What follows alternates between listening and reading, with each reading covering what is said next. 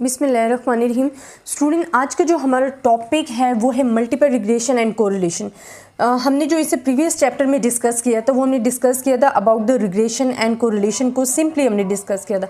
But now we are discussing about the multiple regression. जो regression में हमने discuss किया था, हम कह रहे थे कि dependency between the two variable, या हम कहते थे expected value of independent and dependent variable के दरमियान जो रिलेशनशिप है that is called regression. But now we are discussing about the multiple regression. अब हमारे पास क्या है रिग्रेशन में, तो हम कहते थे कि जो हमारे पास सर गैल्टन थे उन्होंने क्या फिनोमेना स्टार्टिंग में किया था कि जो लार्ज हाइट वाले जो पेरेंट्स हैं उनके चाइल्ड में भी वही टेंडेंसी पाई जाती है, वैसे ही होते हैं, लार्ज होंगे, और small parents have the small children. तो रिग्रेशन जो हमारे पास होता है ना, तो उसको हम कहते हैं dependency between the two variable is called a regression.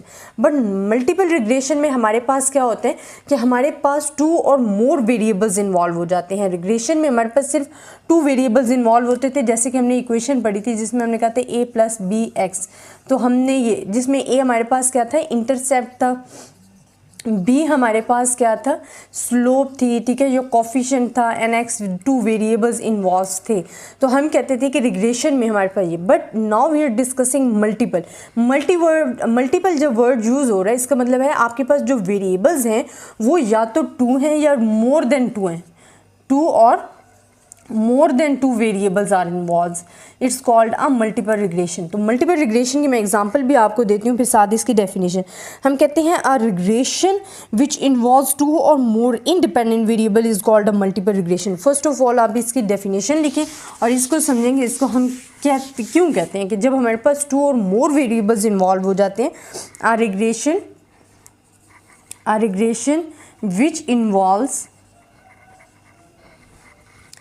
which involves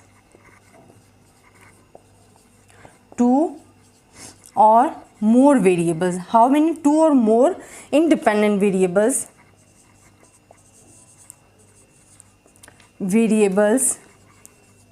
is called a multiple regression. तो it's a definition of multiple regression कि a regression which involves two or more independent variables is called multiple regression. सिर्फ student difference कहाँ आता है कि जो word use होता है मल्टीपल, तो इट्स मीन टू और मोर वेरिएबल्स इन्वॉल्व होंगे। तो यही डिफरेंस है रिग्रेशन और मल्टीपल रिग्रेशन में कि मल्टी रिग्रेशन में हमारे पास टू वेरिएबल्स इन्वॉल्व होते हैं, बट रिग्रेशन में टू वेरिएबल्स इन्वॉल्व होते हैं, but when we are discussing about the multiple regression तो हमारे पास टू और मोर वेरिएबल्स जो हैं वो इन्वॉल्व होते हैं। तो हम कहते हैं रिग्रेशन विच इन्वॉल्व्स टू और more independent variable is called a multiple regression. अब मैं इसी की एग्जांपल देती हूँ कि where a variable depends upon two और मोर इंडिपेंडेंट वेरिएबल्स और regressor. For example the yield of the crop depends. अच्छा, yield it's a most important example इसकी है कि यील्ड ऑफ क्रॉप्स जो है it's not depend on the one variable. वो one variable भी कभी भी आप पे डिपेंड नहीं करेगी, ठीक है। वो किस पे डिपेंड कर रही है? फर्स्ट ऑफ ऑल वो डिपेंड कर रही है फर्टैलिटी पे, ठीक है, कि वो आपकी लैंड की फर्टैलिटी उस पर डिपेंड करेगी कि जो आपकी क्रॉप्स होनी है, यकीनी बात है उसमें आप बारिश भी काउंट करोगे, उसमें आप खाद को इन्वॉल्व करोगे, अच्छी ज़मीन देखोगे, तो इसमें एक वेरिएबल इन्वॉल्व नहीं होता बल्कि उसमें बहुत ज़्यादा हो जाती है। इसी तरह फर्टैलिटी ऑफ लैंड आ जाता है, ठीक है, कि आप जो ज़मीन की फर्टैलिटी है उस पर करोगे। फिर फर्टिलाइज़र, यकीनी बात है आप उसके लिए फर्टिलाइज़र भी यूज़ करोगे, खाद यूज़ करोगे उस लैंड या क्रॉप्स को अच्छा करने के लिए। इसी तरह हमारे पास रेनफॉल भी इसमें एक वेरिएबल हो सकता है कि जी रेनफॉल पे भी डिपेंड करता है। अक्सर ऐसी फसलें होती हैं जो ज़्यादा बारिशों की वजह से तबाही का बनती हैं, तो सबब बनती हैं, तो ये भी एक वेरिएबल इन्वॉल्व हो जाता है। इसी तरह क्वालिटी ऑफ सीड भी डिपेंड करता है। हमारे पास क्या आ जाता है, क्वालिटी ऑफ सीड्स।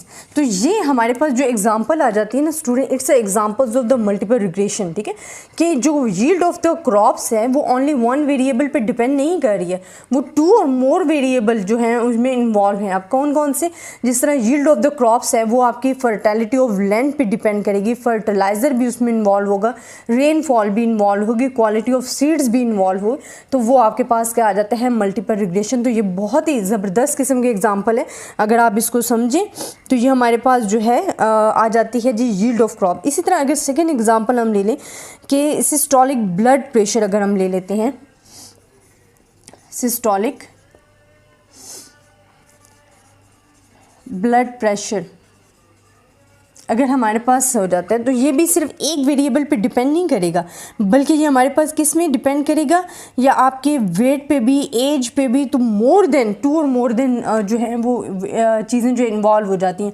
क्या आपके वेट पे डिपेंड करेगा कि आप उसको कैसे लेके जा रहे हो, आपकी एज पे डिपेंड करेगा, देन अगर आप उसको किस तरह हेल्दी रख रहे हो, एक्सरसाइज कर रहे हो नहीं कर रहे, आपका सिस्टोलिक ब्लड प्रेशर, तो इस पर भी डिपेंड। तो ये मुख्तलिफ वेरिएबल्स जो है इनमें इन्वॉल्व हो जाते हैं। तो ये जो एग्जाम्पल है, जिस तरह सिस्टोलिक ब्लड प्रेशर आपने ले लिया या यील्ड ऑफ द क्रॉप्स ले लिए, तो ये हमारे पास एग्जांपल्स हैं मल्टीपल रिग्रेशन। अच्छा, अक्सर स्टूडेंट आपको एग्जाम्स में कह दिया जाता है कि जी आपने मल्टीपल रिग्रेशन को डिफाइन करें, उनके एग्जांपल्स दें, ठीक है। और ये मेरे ख्याल में 2 या 3 मार्क्स का होता है। तो आपने प्रॉपरली तरीके से उसकी डेफिनेशन लिखनी है, आपने एग्जांपल्स सेपरेट तरीके से देनी है, देन आपने इसकी जो एक हम कहते हैं कि स्पेसिफिक इक्वेशन बनेगी, जो कि मैं अभी आपको आगे पढ़ाऊंगी, आपने वो भी देना है। तो आपने इंट्रोडक्शन के साथ डेफिनेशन क्लियर करने के बाद, एग्जांपल्स के बाद इक्वेशन भी लिखनी है, तभी आपको फुल मार्क्स मिलते हैं। तो उसके बाद हमने क्या करना है, डेफिनेशन तो मैं आपको बता चुकी हूँ। अच्छा, मैं इसकी एग्जांपल्स इक्वेशन बताती हूँ कि हमारे पास मॉडल क्या है और फिर इसकी इक्वेशन कैसे बनती है, तो वो मैं आपको बताने लगी हूँ। अच्छा, मॉडल एंड इक्वेशन में स्टूडेंट ज़रा डिफरेंस क्या होता है। मॉडल में आपके पास क्या आ जाता है कि जी अल्फ़ा बीटा, इक्वेशन में आप लिख देते हो जी ए बी। तो जो डिफरेंस है वो भी मैं आपको साथ बता देती हूँ। फर्स्ट ऑफ ऑल हम इसका मॉडल डिस्कस करते हैं कि जो हमारे पास मल्टीपल रिग्रेशन है उसका मॉडल हमारे पास क्या आ जाएगा। कि हम कहते हैं कि रिग्रेशन का जो मॉडल होगा ना, ये देखिए, ये हमारे पास हमारे पास क्या है कि डिपेंडेंट वेरिएबल है and more then independent variables पे डिपेंड करेगा। अल्फ़ा है plus beta 1 x1 plus beta 2 x2 and so on, beta k and X K and this one is involve. अच्छा, अब ये हमारे पास क्या आ जाता है, इट्स हम कहते हैं कि रैंडम एरर है। ये जो शो कर रहे हैं ना, इसको हम बोलते हैं रैंडम एरर। क्या बोलते हैं? रैंडम एरर कहते हैं। अब स्टूडेंट आप खुद देखें कि we have only dependent variable, one dependent variable. ये डिपेंड कर रहा है इन तमाम चीज़ों पे, और इसमें हमारे पास क्या है, 2 और मोर देन वेरिएबल्स जो हैं वो इन्वॉल्व हैं।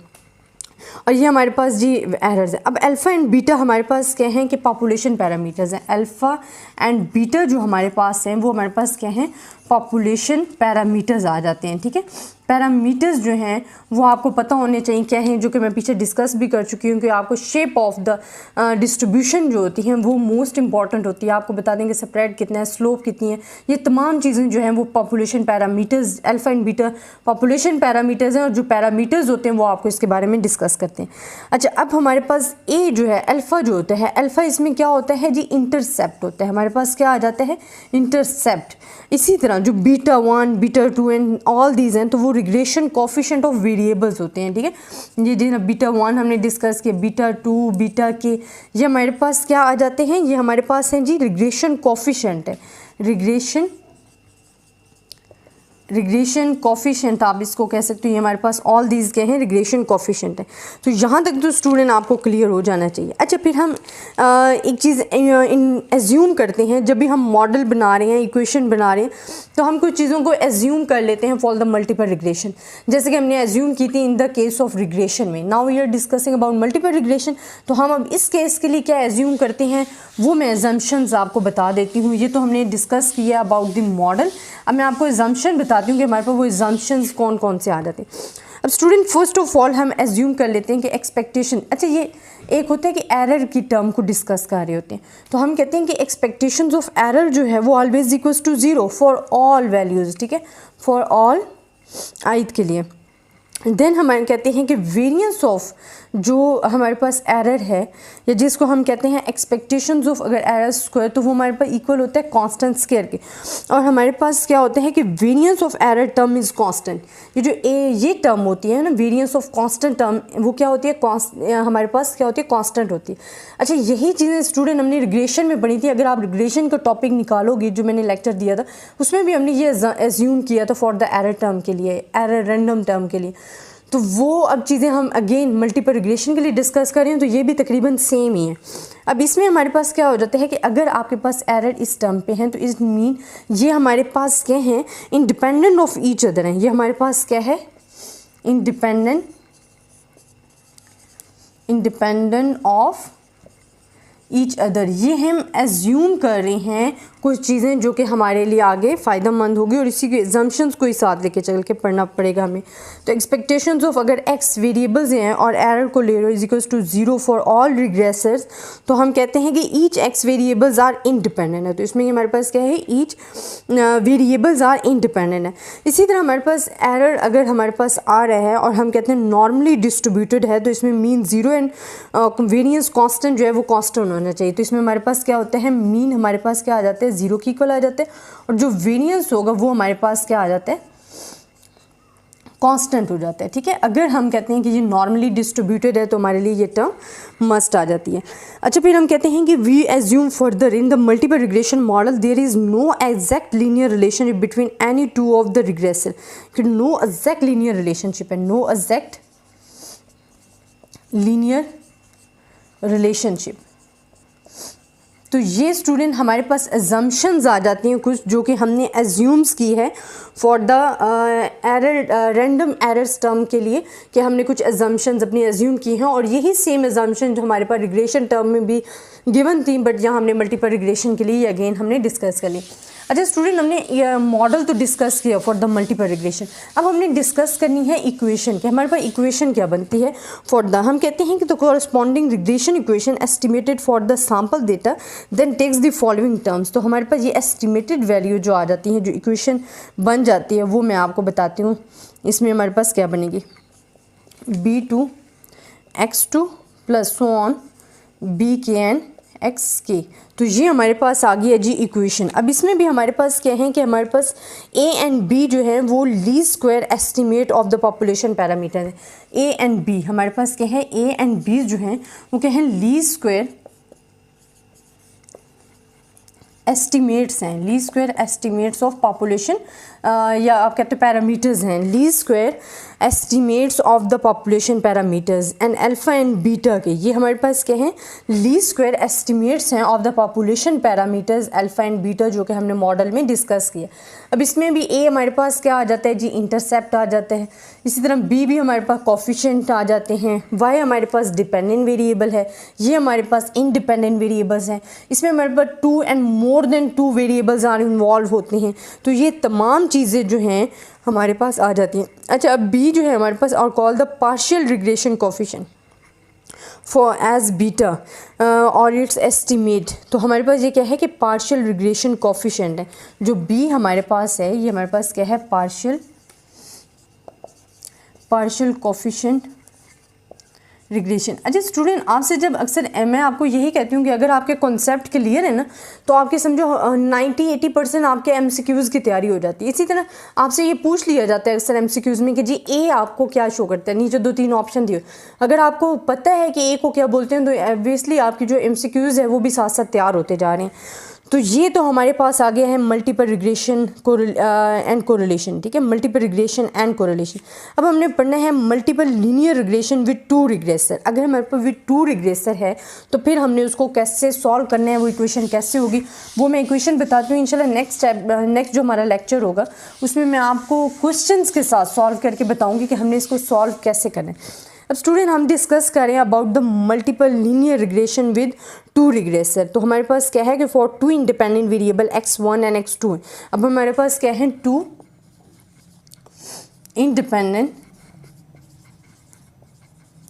इंडिपेंडेंट वेरिएबल्स हैं जो कि हमारे पास क्या है, एक हमारे पास x1 है एंड x2 है। अब हम पढ़ रहे हैं मल्टीपल रिग्रेशन विद 2 रिग्रेसर। ठीक है, विद 2 रिग्रेसर के साथ पढ़ें तो हम कह रहे हैं कि जो हमारे पास जो 2 इंडिपेंडेंट वेरिएबल्स हैं वो हैं। हमने जब इक्वेशन पढ़ते हैं स्टूडेंट तो हम क्या कहते हैं, मैं पहले आपको इक्वेशन लिख देती हूँ ताकि आपको समझ आ जाए।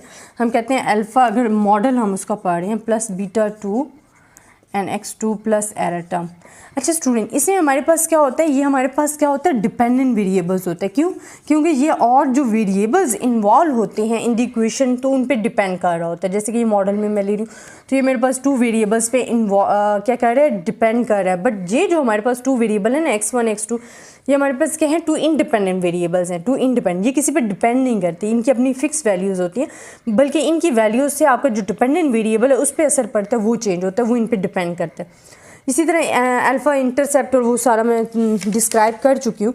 तो ये अगर आप इसी को सैम्पल अगर इक्वेशन में लिख रहे हो, आप कह रहे हो कि combine multiple linear regression based on the sample data, अगर सैम्पल डेटा तो फिर हमारे पास क्या आ जाएगी, जो इक्वेशन बनेगी वो हमारे पास बनेगी जी y a प्लस, अगर हम पढ़ रहे हैं कि हमारे पास regression based on the sample data multiple linear estimated के लिए, तो वो हमारे पास आ जाएगी β1 x1 प्लस β2 x2।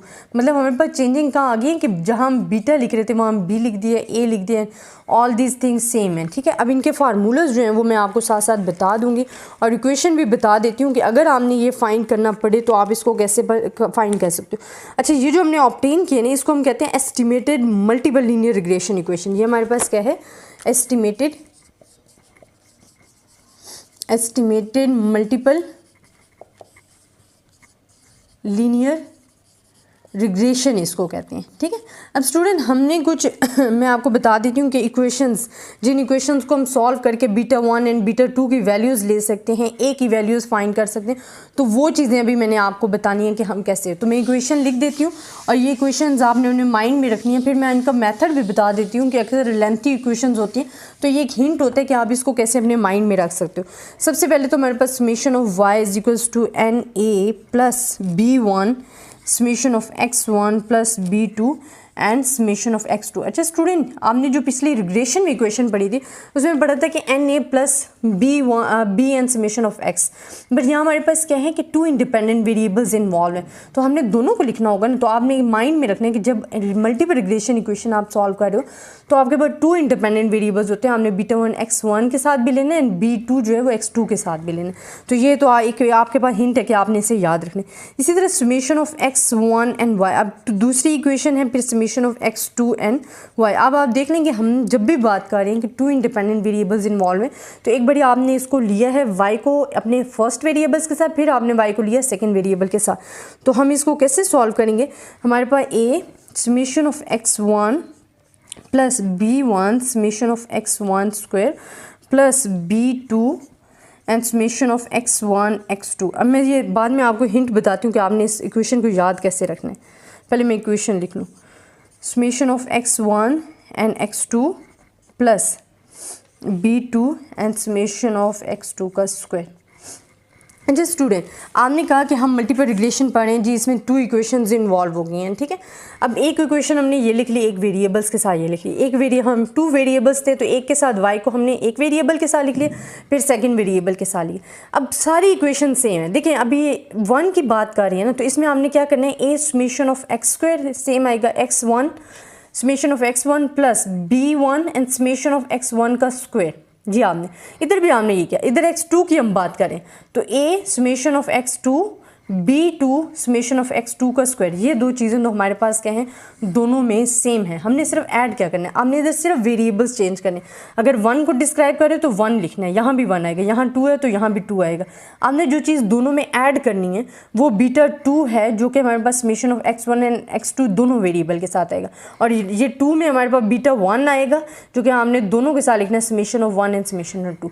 तो सिर्फ जो डिफरेंस है ना वो यहाँ आ जाता है। ये चीज़ आपने मेन याद रखनी है, बाकी आपके पास सेम रहेगी। तो ये एक हिंट भी हो जाता है कि आपको जो फार्मूलाज हैं वो इजीली अंडरस्टैंड अपने माइंड में भी रख सकते हो और आपको इजीली अंडरस्टैंड भी हो जाती हैं। ठीक है, अब स्टूडेंट मल्टीपल रिग्रेशन के तहत मैं आपको इंशाल्लाह एक एग्जांपल्स कराऊंगी ताकि आपको प्रॉपर्ली समझ आए कि हमने सॉल्व कैसे करना है। अगर कोई मल्टीपल रिग्रेशन का क्वेश्चन आ जाता है तो हमने इसे कैसे सॉल्व करना है। अगर इसमें भी कोई प्रॉब्लम है स्टूडेंट, आप मुझसे डिस्कस कर सकते हैं। तब तक के लिए अल्लाह हाफिज़। बिस्मिल्लाहिर्रहमानिर्रहीम। स्टूडेंट, आज का जो हमारा टॉपिक है, हमने कल डिस्कस किया था मल्टीपल रिग्रेशन, जिसकी हमने थ्योरी डिस्कस की थी, डेफिनेशन पढ़ी थी, एग्जांपल्स पढ़ी थी और थ्योरेटिकली कॉन्सेप्ट जो इसमें आते थे सब के सब हमने क्लियर किए। अब हम पढ़ेंगे कि एग्जांपल ऑफ मल्टीपल रिग्रेशन के अगर पेपर में क्वेश्चन आ जाता है तो आपने उसे कैसे सॉल्व करना है, तो वो चीज़ आपके पास बहुत ज़्यादा इंपॉर्टेंट होती है। अच्छा स्टूडेंट, जब आपके पास क्वेश्चन आएगा ना पेपर में, तो इस चीज़ को हटा के यहाँ तक मैंने क्वेश्चन लिख दिया, आपको y की गिवन वैल्यूज़ गिवन होंगी, x1 की x2 की गिवन होंगी वैल्यूज़, क्योंकि हम कहते हैं जब हम मल्टीपल रिग्रेशन पढ़ रहे हैं तो ये क्या करते हैं, ये 2 और मोर देन 2 इंडिपेंडेंट वेरिएबल्स पे क्या करता है, डिपेंड करता है। और इसमें जो डिपेंडेंट वेरिएबल होता है वो ओनली वन होता है y, एंड 2 वेरिएबल्स जो हैं मोर देन 2 वेरिएबल्स इसमें इन्वॉल्व होते हैं मल्टीपल रिग्रेशन। अब हमें क्वेश्चन जो गिवन है वो कहते हैं कि हमने प्रिडिक्ट करना है incomes of restaurants using 2 independent variables, the number of restaurant employees जो हैं एंड रेस्टोरेंट फ्लोर एरिया जो है, ही कलेक्टेड द फॉलोइंग डेटा।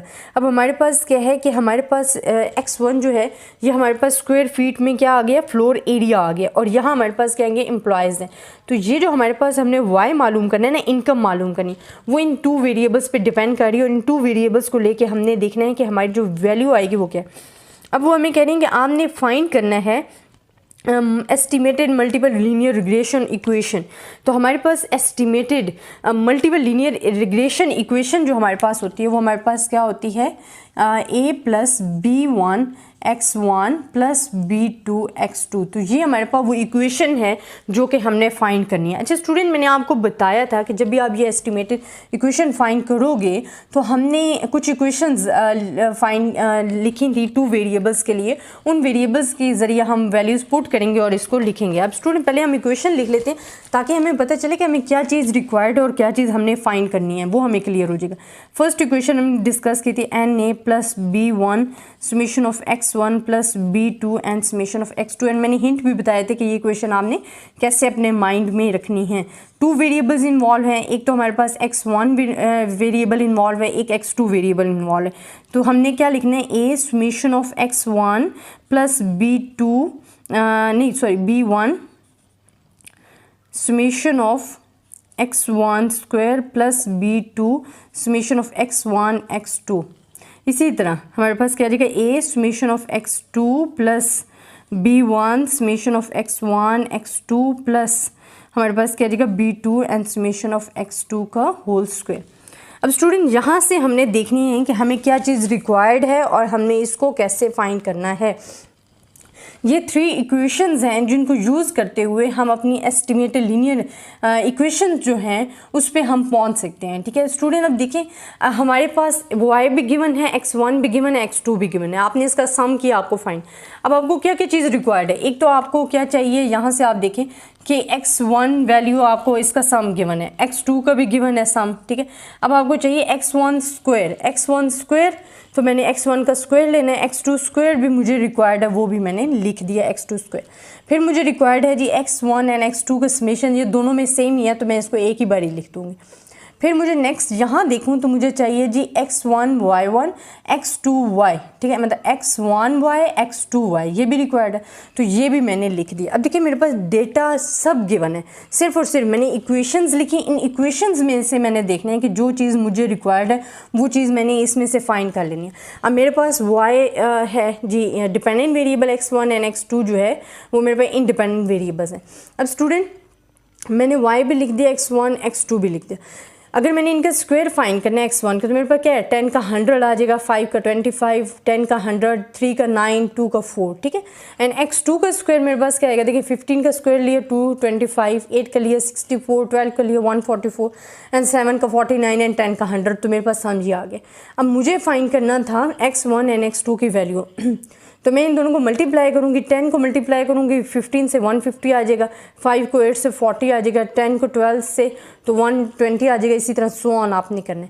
अच्छा फिर नेक्स्ट आपको x1 के साथ y के साथ मल्टीप्लाई करना है, x1 को y के साथ मल्टीप्लाई करना है, फिर x2 को y के साथ मल्टीप्लाई करना है, वो मल्टीप्लाई मैंने करके लिखा हुआ आ जाएगा। ठीक है, अब स्टूडेंट यही चीज़ें जो हमने सम इनका फाइंड किया है हमने पुट करने हैं इन आवर इक्वेशंस में, जो इक्वेशंस हम फाइंड करना चाह रहे हैं। अब मैं इन इक्वेशंस में पुट करती हूँ, मैं लिखती हूँ सब्सटीट्यूटिंग वैल्यूज़, इधर ही अगर मैं लिख दूँ सब्सटीट्यूट कर रही हूँ वैल्यूज़ को इन 3 इक्वेशंस में, तो फर्स्ट ऑफ ऑल मेरे पास क्या आ जाएगी, मैं इसको लिखूँगी 5a। जब आप इसे लिखोगे प्रॉपर तरीके से तो आपके पास ये पुट करने के बाद जो वैल्यूज़ आएंगी वो मैं आपको डायरेक्ट लिख देती हूँ, क्योंकि ये आप पुट करके और सेम इसी तरह आपके पास ये वैल्यूज़ गिवन आ जाएंगी। 30a plus 238 b1 plus 351 b2 and 619। Then हमारे पास क्या आ जाएगा 52a plus 351 b1 plus 582b2 and 10 ये। अब स्टूडेंट आपने कैसे वैल्यूज़ फाइंड करनी है, देखें आपके पास जो वैल्यूज़ आएंगी ए की, बी की हैं, B1 एंड B2 की। देखें हमारे पास ये 3 इक्वेशंस गिवन है, 1 2 एंड 3। आप करना है कि आप ऐसा करो कि या तो फर्स्ट 2 को आपस में सॉल्व करके फिर इसके साथ इसको सॉल्व करके जो इक्वेशंस आएंगे उनमें से आप A and B1 and B2 की वैल्यूज़ फाइंड कर सकते हो। आपके पास कुछ कैंसिल आउट हो जाएंगी और इस तरह आपने कुछ इक्वल करके और इनकी इक्वेशन, मतलब अगर आप 1 को 2 के साथ ले रहे हो फिर 1 को 3 के साथ ले रहे हो तो उसमें आप क्या करोगे, एक वैल्यूज़ को इक्वल करोगे उन दोनों वैल्यूज़ को, मतलब β1 को अगर करो यहाँ भी β1 को, तो β1 कैंसिल हो जाएगी, A एंड B2 रह जाएगा। इसी तरह दूसरी में से भी A एंड B2 रह जाएगा, तो वो आपने कैंसिल आउट करके फाइंड करके उसमें से A एंड β2 की वैल्यू फाइंड कर लोगे। जब A एंड β2 की वैल्यू आ जाएगी तो आप उसको B1 में फाइंड पुट कर देना, इनमें पुट कर दोगे तो B1 की ऑलरेडी फाइंड हो जाएगी।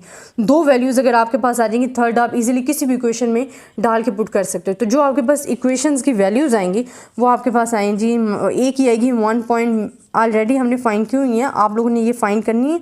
और अगर इसमें कोई कन्फ्यूजन होगी स्टूडेंट आप लोग मुझसे पूछ सकते हो, मैं आपको इंशाल्लाह कमेंट्स में दोबारा बता दूंगी। अगर कोई इनमें प्रॉब्लम आता है, आप लोगों को समझ नहीं आ रही, तो मैं आपको बता दूंगी सर। तो ये हमारे पास आ जाएंगी, ए की वैल्यू आ जाएगी इंटरसेप्ट, β1 जो कोफिशिएंट है उसकी ये वैल्यू आ जाएगी, β2 की ये आ जाएगी। अब देखिए इक्वेशन हमारे पास गिवन थी, मैं इक्वेशन यहाँ अगेन लिखने लगी हूँ। इसमें हमारे पास 1 इंडिपेंडेंट वेरिएबल्स था एंड 2 इंडिपेंडेंट वेरिएबल्स जो थे वो इन्वॉल्व्स थे, तो हमने ये जी लिख दिया। ठीक है, अब मैंने सिर्फ और सिर्फ A, B1, B2 की वैल्यूज़ पुट करनी है। देखिए A की वैल्यू मेरे पास क्या है, -1.33 प्लस B की मेरे पास वैल्यू क्या है 0.38 एंड x1 प्लस ये क्या है 1.62 एंड x2। तो ये इक्वेशन मुझे रिक्वायर्ड थी, जो मुझे पूछा गया था कि आपने जी फाइंड करनी है desire estimated multiple linear regression, जो है ये मेरे पास गिवन आ गई है, मैंने इसे ऑब्टेन कर लिया है।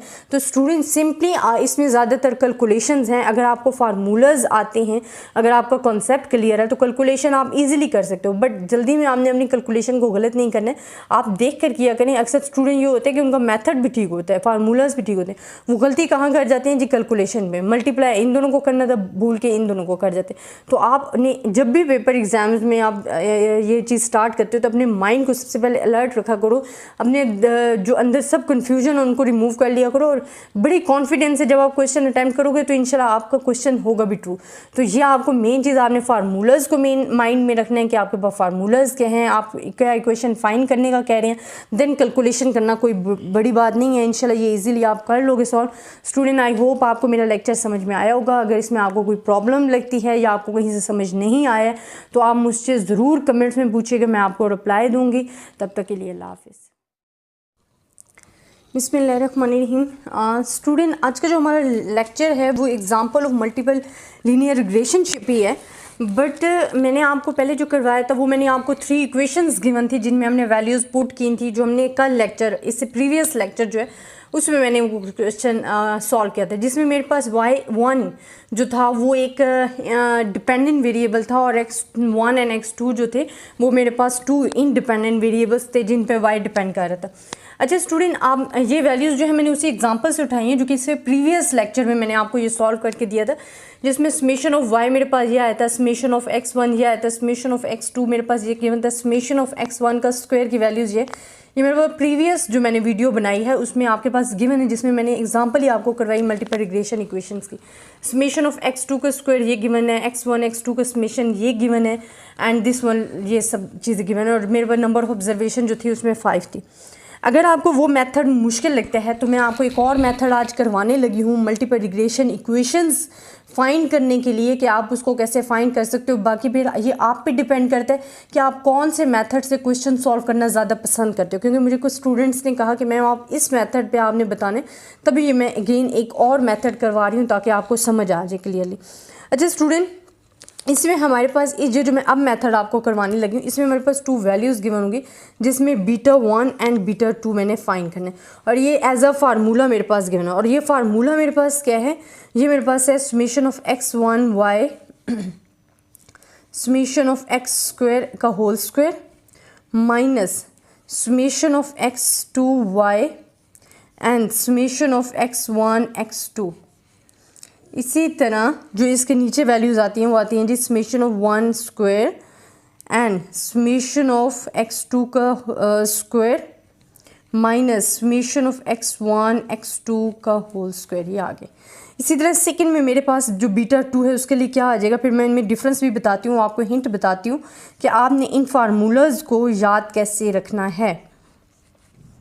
Summation of x1 y, summation of x1 x2, और मेरे पास क्या आ जाएगा summation of x1 square and summation of x2 का स्क्वायर। ये फार्मूलाज हैं स्टूडेंट जो कि मैं आपको बता रही हूँ for find the beta 1 and beta 2। अगर आपको डिफ़िकल्टी होती है इक्वेशंस में, इक्वेशंस आपको ज़्यादा पसंद नहीं है कि आपके लिए लेंथ ही काम हो जाता है कटिंग करना, उसमें b1 b2 फाइंड करना, a फाइंड करना, तो फिर आपके पास ये फार्मूलाज गिवन है कि आप डायरेक्ट इन फार्मूलाज को लिखे आपने ये कैलकुलेशन जितना फाइंड मैंने पिछले क्वेश्चंस में करवाई है आपने वैसे फाइंड करनी है। फिर इनको करना क्या है, देखिए स्टूडेंट, अब फार्मूले को आपने याद कैसे रखना है, सेम आपके पास स्टूडेंट, इसमें कोई मुश्किल चीज़ नहीं है कि आपके लिए डिफ़िकल्टी।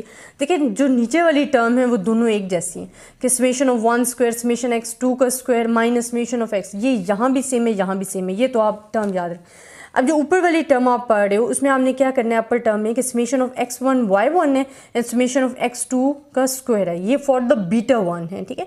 आपने यहाँ क्या करना है कि समेशन ऑफ बीटा 2 में x2 y2 लेना है जो टर्म आप डिस्कस कर रहे हो, और यहाँ उसके ऑपोजिट आ जाएगा जी समेशन ऑफ x1 का स्क्वायर। सिर्फ डिफरेंस क्या आ रहा है, यहाँ आ रहा है समेशन ऑफ यहाँ x1 आ रहा है बीटा 2 में और यहाँ समेशन ऑफ x2 आ रहा है। अब यहाँ देखिए यहाँ हमारे पास क्या गिवन हो रहा है कि आपने यहाँ तो ले लिया ना समेशन ऑफ x1 y1, अब आपने यहाँ लेना है summation of x2 and y and then क्या आ जाएगा, दोनों वेरिएबल हैं उनको लिख दें। इसी तरह यहाँ आपने x2 को डिस्कस कर लिया, अब x1 वाली टर्म को लिख के उसके साथ ये दोनों चीज़, तो ये आप फार्मूला याद रख लो कि आपने अपने फार्मूले को ऐसे। अब देखिए स्टूडेंट इसमें कोई भी ऐसी चीज़ नहीं है कैलकुलेट करने वाली जो आपने कैलकुलेशन ना की हो, ठीक है। आपको y गिवन था, x1 x2 गिवन था, तो आप इजीली इसको फाइंड कर लिया, आपके पास तमाम की तमाम वैल्यूज़ जो हैं वो गिवन है। अब स्टूडेंट आपने सिंपली इसके अंदर वो वैल्यूज़ को पुट करना है कि आप इसके अंदर वैल्यूज़ को पुट कैसे करेंगे। अब देखिए x1 एंड y1 गिवन है, x1 y गिवन है, ठीक है। इस तरह समेशन ऑफ x2 गिवन है, summation of x2 and y भी आपके पास गिवन है, एंड x1 एंड x2 भी आपके पास गिवन है, एंड बाकी ये x1 का स्क्वायर x2 का स्क्वायर और ये हमारे पास चीज़ें गिवन है। इसी तरह हमारे पास summation of x2 and y given है, x2 एंड y वो गिवन है। इस तरह समेशन x1 का स्क्वायर गिवन है, x1 एंड y भी गिवन है, एंड ये हमारे पास ये तमाम वैल्यूज़ गिवन है। आपने फार्मूलाज में पुट करनी है, तो मैं आपके पास वैल्यूज़ पुट करा देती हूँ कि हमारे पास जो वैल्यूज़ आ रही हैं आप उसको पुट कर लो। तो हमारे पास जो स्टूडेंट वैल्यूज़ हैं जो हमने प्रीवियस एग्जांपल्स की है, मैं उसी में से ही आपको वैल्यूज़ जो हैं चूज़ करके और लिख कर दे रही हूँ। तो हमारे पास 85 आ जाएगा, 41.2 आ जाएगा, माइनस आपको मेन चीज़ स्टूडेंट कैलकुलेशन से ज़्यादा ना आपको फोकस करना पड़ता है स्टैट्स में अपने फार्मूलाज़ पे कि क्या आपके फार्मूलाज़ ठीक हैं, आप इसे ठीक तरीके से कर रहे हो। तो अगर आपको फार्मूला याद है कैलकुलेशन आपके लिए करना बहुत ज़्यादा ईजी हो जाएगा, ठीक है। अब मेन चीज़ स्टूडेंट आपके क्या आ जाती है कि कैलकुलेशन, ये मैंने सारी वैल्यूज़ जैसे पिछली एग्जांपल्स के लिए जो मेरे पास एग्जांपल गिवन थी मैंने उस एग्जांपल के लिए जो कि मैं आपको सॉल्व करवा चुकी हूँ। अच्छा स्टूडेंट इसमें क्या है कि आपके पास जहाँ जिस तरह आपके पास ये y गिवन हो और वेरिएबल हो जी x1 एंड x2 आपके पास गिवन हो, तो आप सिंपली उसमें से x1 y की गिवन x1 का स्क्वायर लेके फाइंड कर सकते हो, x2 का स्क्वायर, इन दोनों को मल्टीप्लाई कर सकते हो। तो कैलकुलेशन आपके लिए करना मुश्किल नहीं है, आपको जो चीज़ याद रखने वाली है वो आपका फार्मूला है जो कि आपने सॉल्व करना है। अच्छा जब आप इसको सॉल्व करोगे तो आपको 1.62 आ जाएगा, और जब आप इसको सॉल्व करोगे वैल्यूज़ पुट करके तो आपके पास क्या आ जाएगा 0.38। अब स्टूडेंट बात ये आ जाती है कि ये तो आपको समझ आ गया कि जी आपने फुल कैलकुलेशन करनी है, ठीक है। जो भी आपके पास वेरिएबल्स होंगे 2 वेरिएबल्स गिवन होंगे और इंडिपेंडेंट वेरिएबल, और उनको आपने इस फार्मूला मेन चीज़ याद क्या रखनी है, फार्मूले में इनपुट करनी है वैल्यूज़ और फाइंड कर लेनी। आपको मैं मेथड बता देती हूँ, मेन आप फोकस अपने मेथड पे किया करें। अब हमारे पास क्या है, अगर हमने अल्फ़ा फाइंड करना है तो हमारे पास क्या इक्वेशन होती है, मैं इक्वेशन आपको लिखकर बता देती हूँ कि मेरे पास इक्वेशन जी होती है y1 a plus b1 x1 plus b2 x2। अब मैंने तो फाइंड करना है जी a फाइंड करना है, तो मेरे पास क्या आ जाएगी जी y1, इन दोनों को मैं दूसरी साइड पे ले जाऊँगी तो पॉजिटिव साइन है तो किस में हो जाएंगे, नेगेटिव साइन में हो जाएंगे, x1 and x2 this one and यहाँ हमारे पास क्या आ जाएगा माइनस B2 एंड X2 हमारे पास वैल्यूज़ आ जाएंगी क्योंकि इनके साइन चेंज हो गए। जब आप इनमें वैल्यूज़ पुट करोगे, ठीक है स्टूडेंट, β1 एंड β2 की वैल्यूज़ पुट करोगे एंड X1 आपके पास कितने हैं, X2 हमारे पास कितने हैं, तो वो फाइंड करोगे तो जो आपके पास वैल्यूज़ आ जाएंगी वो हमारे पास क्या आ जाएंगी -1.33। अच्छा, अब इसमें एक चीज़ आ जाती है y कैसे फाइंड किया हमने। देखिए y क्या है, अर्थमेटिक मीन ही है ना, अर्थमेटिक मीन लिया तो हमारे पास क्या आ जाएगा summation of y divided by n। Summation of y आपके पास जो गिवन होगा जैसे कि प्रीवियस एग्जांपल में मैं करवा चुकी हूँ, और डिवाइडेड बाय n करोगे तो आपके पास जो है y की वैल्यूज़ भी आ जाएंगी। तो इसी तरह आपने ये ए इंटरसेप्ट जो हमारा था उसकी वैल्यू भी फाइंड कर ली। अब आपके पास क्या है कि स्टूडेंट β1 की वैल्यू क्या गिवन है 0.38 गिवन है, β2 की वैल्यू आपके 1.62 गिवन है, ए की वैल्यू गिवन है -1.33। अब जो आपके पास इक्वेशन है, जो हमने इक्वेशन सॉल्व की है, जिसके लिए आप ये मेथड यूज़ कर सकते हो। वैसे मैंने आपको प्रीवियस एक और मेथड भी बता चुकी हूँ इसी एग्जांपल से रिलेटेड, वो मैंने आपको पिछले लेक्चर में करवाया है। अगर आपको वो पसंद है तो आप उसको कर लो इजीली, फिर तमाम क्वेश्चन आप उसी मेथड के तहत आप सॉल्व करो। आपको समझ दोनों मेथड क्यों नहीं चाहिए, बट आपको जिस मेथड में ज़्यादा इंटरेस्ट है, जो आपको लग रहा है आप इजीली कर सकते हो, आप उसको अटेम्प्ट करो, ये आपकी चॉइस है। तो उसके बाद हम कहते हैं कि जो हमने फाइंड करना था एस्टिमेटेड जो हमारे पास वैल्यू होती है a + B1 X1 + B2 and X2। अब देखिए स्टूडेंट, आपके पास a की वैल्यू गिवन है -1.33 प्लस B1 की वैल्यू गिवन है 38 X1 प्लस B2 की वैल्यू क्या है 1.62 एंड X2। तो ये इक्वेशन रिक्वायर्ड थी जिसके लिए हमने तमाम काम किया। अब स्टूडेंट, ये दो आपके पास मेथड हैं जिसमें आपने एक में β1 एंड β2 का फार्मूला लेके फाइंड कर सकते हो, β1 एंड β2 डायरेक्ट फाइंड कर सकते हो विद द फार्मूला, और एक आपके पास आ जाती हैं जी 3 इक्वेशंस गिवन हो जाती हैं जिसमें आप इन तीनों इक्वेशंस को आपस में सॉल्व करते हो। उसमें से a b and β1 and β2, b1 and b2 की जो वैल्यूज़ हैं वो फाइंड करते हो और फिर इक्वेशंस में पुट करते हो। अब आपको जो मेथड, ये आपके पास ज़रा शॉर्ट मेथड हो जाता है कि आप डायरेक्ट फार्मूलेज में वैल्यू पुट करते हो और फाइंड कर लेते हो, वो आपके पास ज़रा आपको इक्वेशन सॉल्व करनी पड़ जाती हैं, इस वजह से ज़रा अक्सर स्टूडेंट्स को डिफ़िकल्ट भी लग रहे होते हैं। बट ये आपकी चॉइस है, आप इन दोनों मेथड में से जो आपको ईजी लगता है आप सॉल्व कर सकते हो। ठीक है स्टूडेंट, तो आई होप आपको इस मेथड की भी समझ आई होगी। मैंने इसके लिए ज़्यादा काम नहीं किया, वर्क नहीं किया, क्योंकि मुझे पता था कि जो y है वो 2 वेरिएबल्स इन्वॉल्व होते हैं, ये तो आपको भी अब पता है मल्टीपल रिग्रेशन में। तो आप सिंपली, अगर आपको कहा जाए कि जी आपने x1 का स्क्वायर फाइंड करना है, आप फाइंड कर सकते हो, x2 का स्क्वायर फाइंड करना है तो आप इजीली कर सकते हो।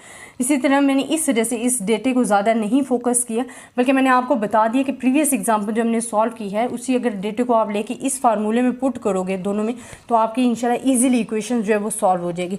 स्टूडेंट, आई होप आपको भी इस मेथड की समझ आई होगी। अगर कोई प्रॉब्लम है तो आप मुझसे डिस्कस कर सकते हैं, मैं इंशाल्लाह आपको कमेंट्स में ज़रूर जवाब दूंगी। तब तक के लिए अल्लाह हाफ़िज़। बिस्मिल्लाहिर्रहमानिर्रहीम। स्टूडेंट, आज का जो हमारा टॉपिक है वो है स्टैंडर्ड एरर ऑफ एस्टीमेट। ठीक है, हमने अभी तक पढ़े हैं, हम डिस्कशन कर रहे हैं मल्टीपल रिग्रेशन पे, और उसमें ही हमने बताना है कि स्टैंडर्ड एरर ऑफ एस्टीमेट हमारे पास क्या है। स्टूडेंट, स्टैंडर्ड एरर हमारे पास क्या होता है कि जो हमारे पास फिक्स वैल्यूज़ होती हैं ना, जो आपके पास मेन वैल्यू होती है उससे अगर वैल्यूज़ जो हैं वो दूर फैली हों, स्प्रेड हों, डिस्पर्ड हों, तो वो हमें वैल्यूज़ जो उनके दरमियान किस वजह से ये स्प्रेड कर रही हैं, वो जो एरर आ रहा होता है उसको हम कहते हैं स्टैंडर्ड एरर ऑफ एस्टीमेट। आप इसको कह सकते हो कि the standard error of estimate is the standard deviation of multiple regression. तो ये हमारे पास क्या हो जाता है जी, standard deviation of multiple regression. कि मल्टीपल रिग्रेशन में जो स्टैंडर्ड डिविएशंस हैं कि आपकी वैल्यूज़ कितनी दूर हैं, डिविएट कर रही हैं, तो वो हमारे पास क्या आ जाते हैं in the standard error of estimate. आप कह सकते हो कि it measures the dispersion of Y values about the population multiple regression equations. ये हमारे पास क्या है कि डिस्पर्जन को नोट करती है वाई वैल्यूज़ से about the population multiple regression equation. तो हमारे पास क्या कह सकते हैं कि मेन थिंग इसमें जो आपने माइंड में रखनी है कि it measures the dispersion of Y values, it measures the dispersion of Y values about the population multiple regression equation. ये मैं आपको लिख देती हूँ जो आपने इसमें, ये क्या चीज़ मेजर करती है, इट मेजर्स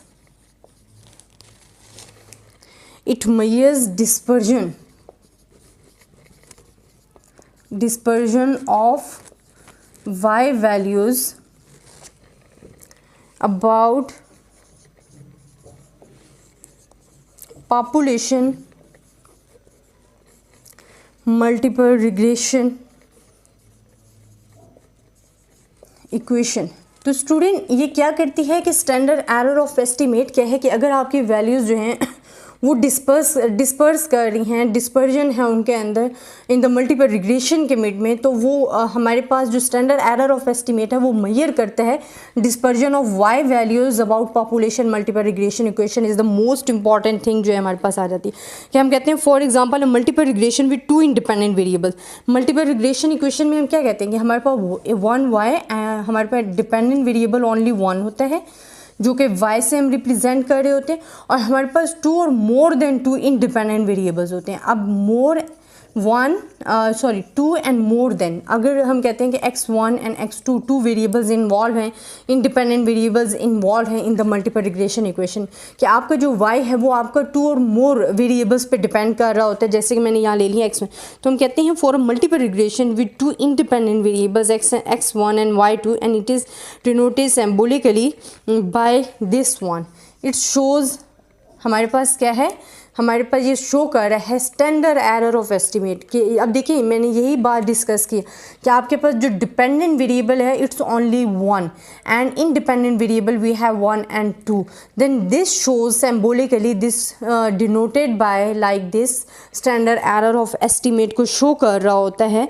एंड वेयर हम क्या कहते हैं कि y is regressed against two independent variable x1 and x2। ये हमारे पास क्या है, y is regressed against two independent variables x1 and x2।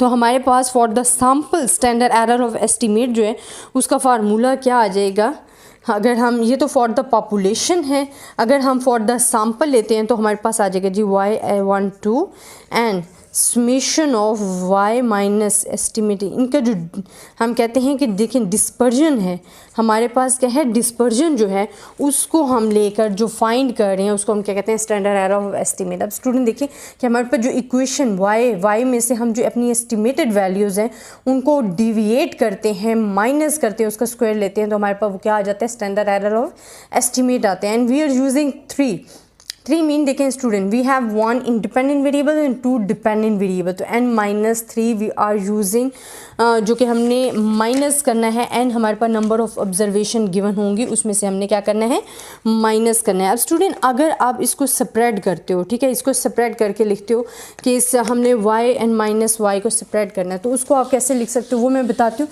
फिर अगर ये एग्जाम्पल्स में आ जाता है तो आपने इसे कैसे फाइंड करना है वो भी मैं आपको एक एग्जाम्पल करके बताती हूँ, क्योंकि ये एग्जाम्स में बहुत ज़्यादा आता है कि जी आपने standard error of estimate.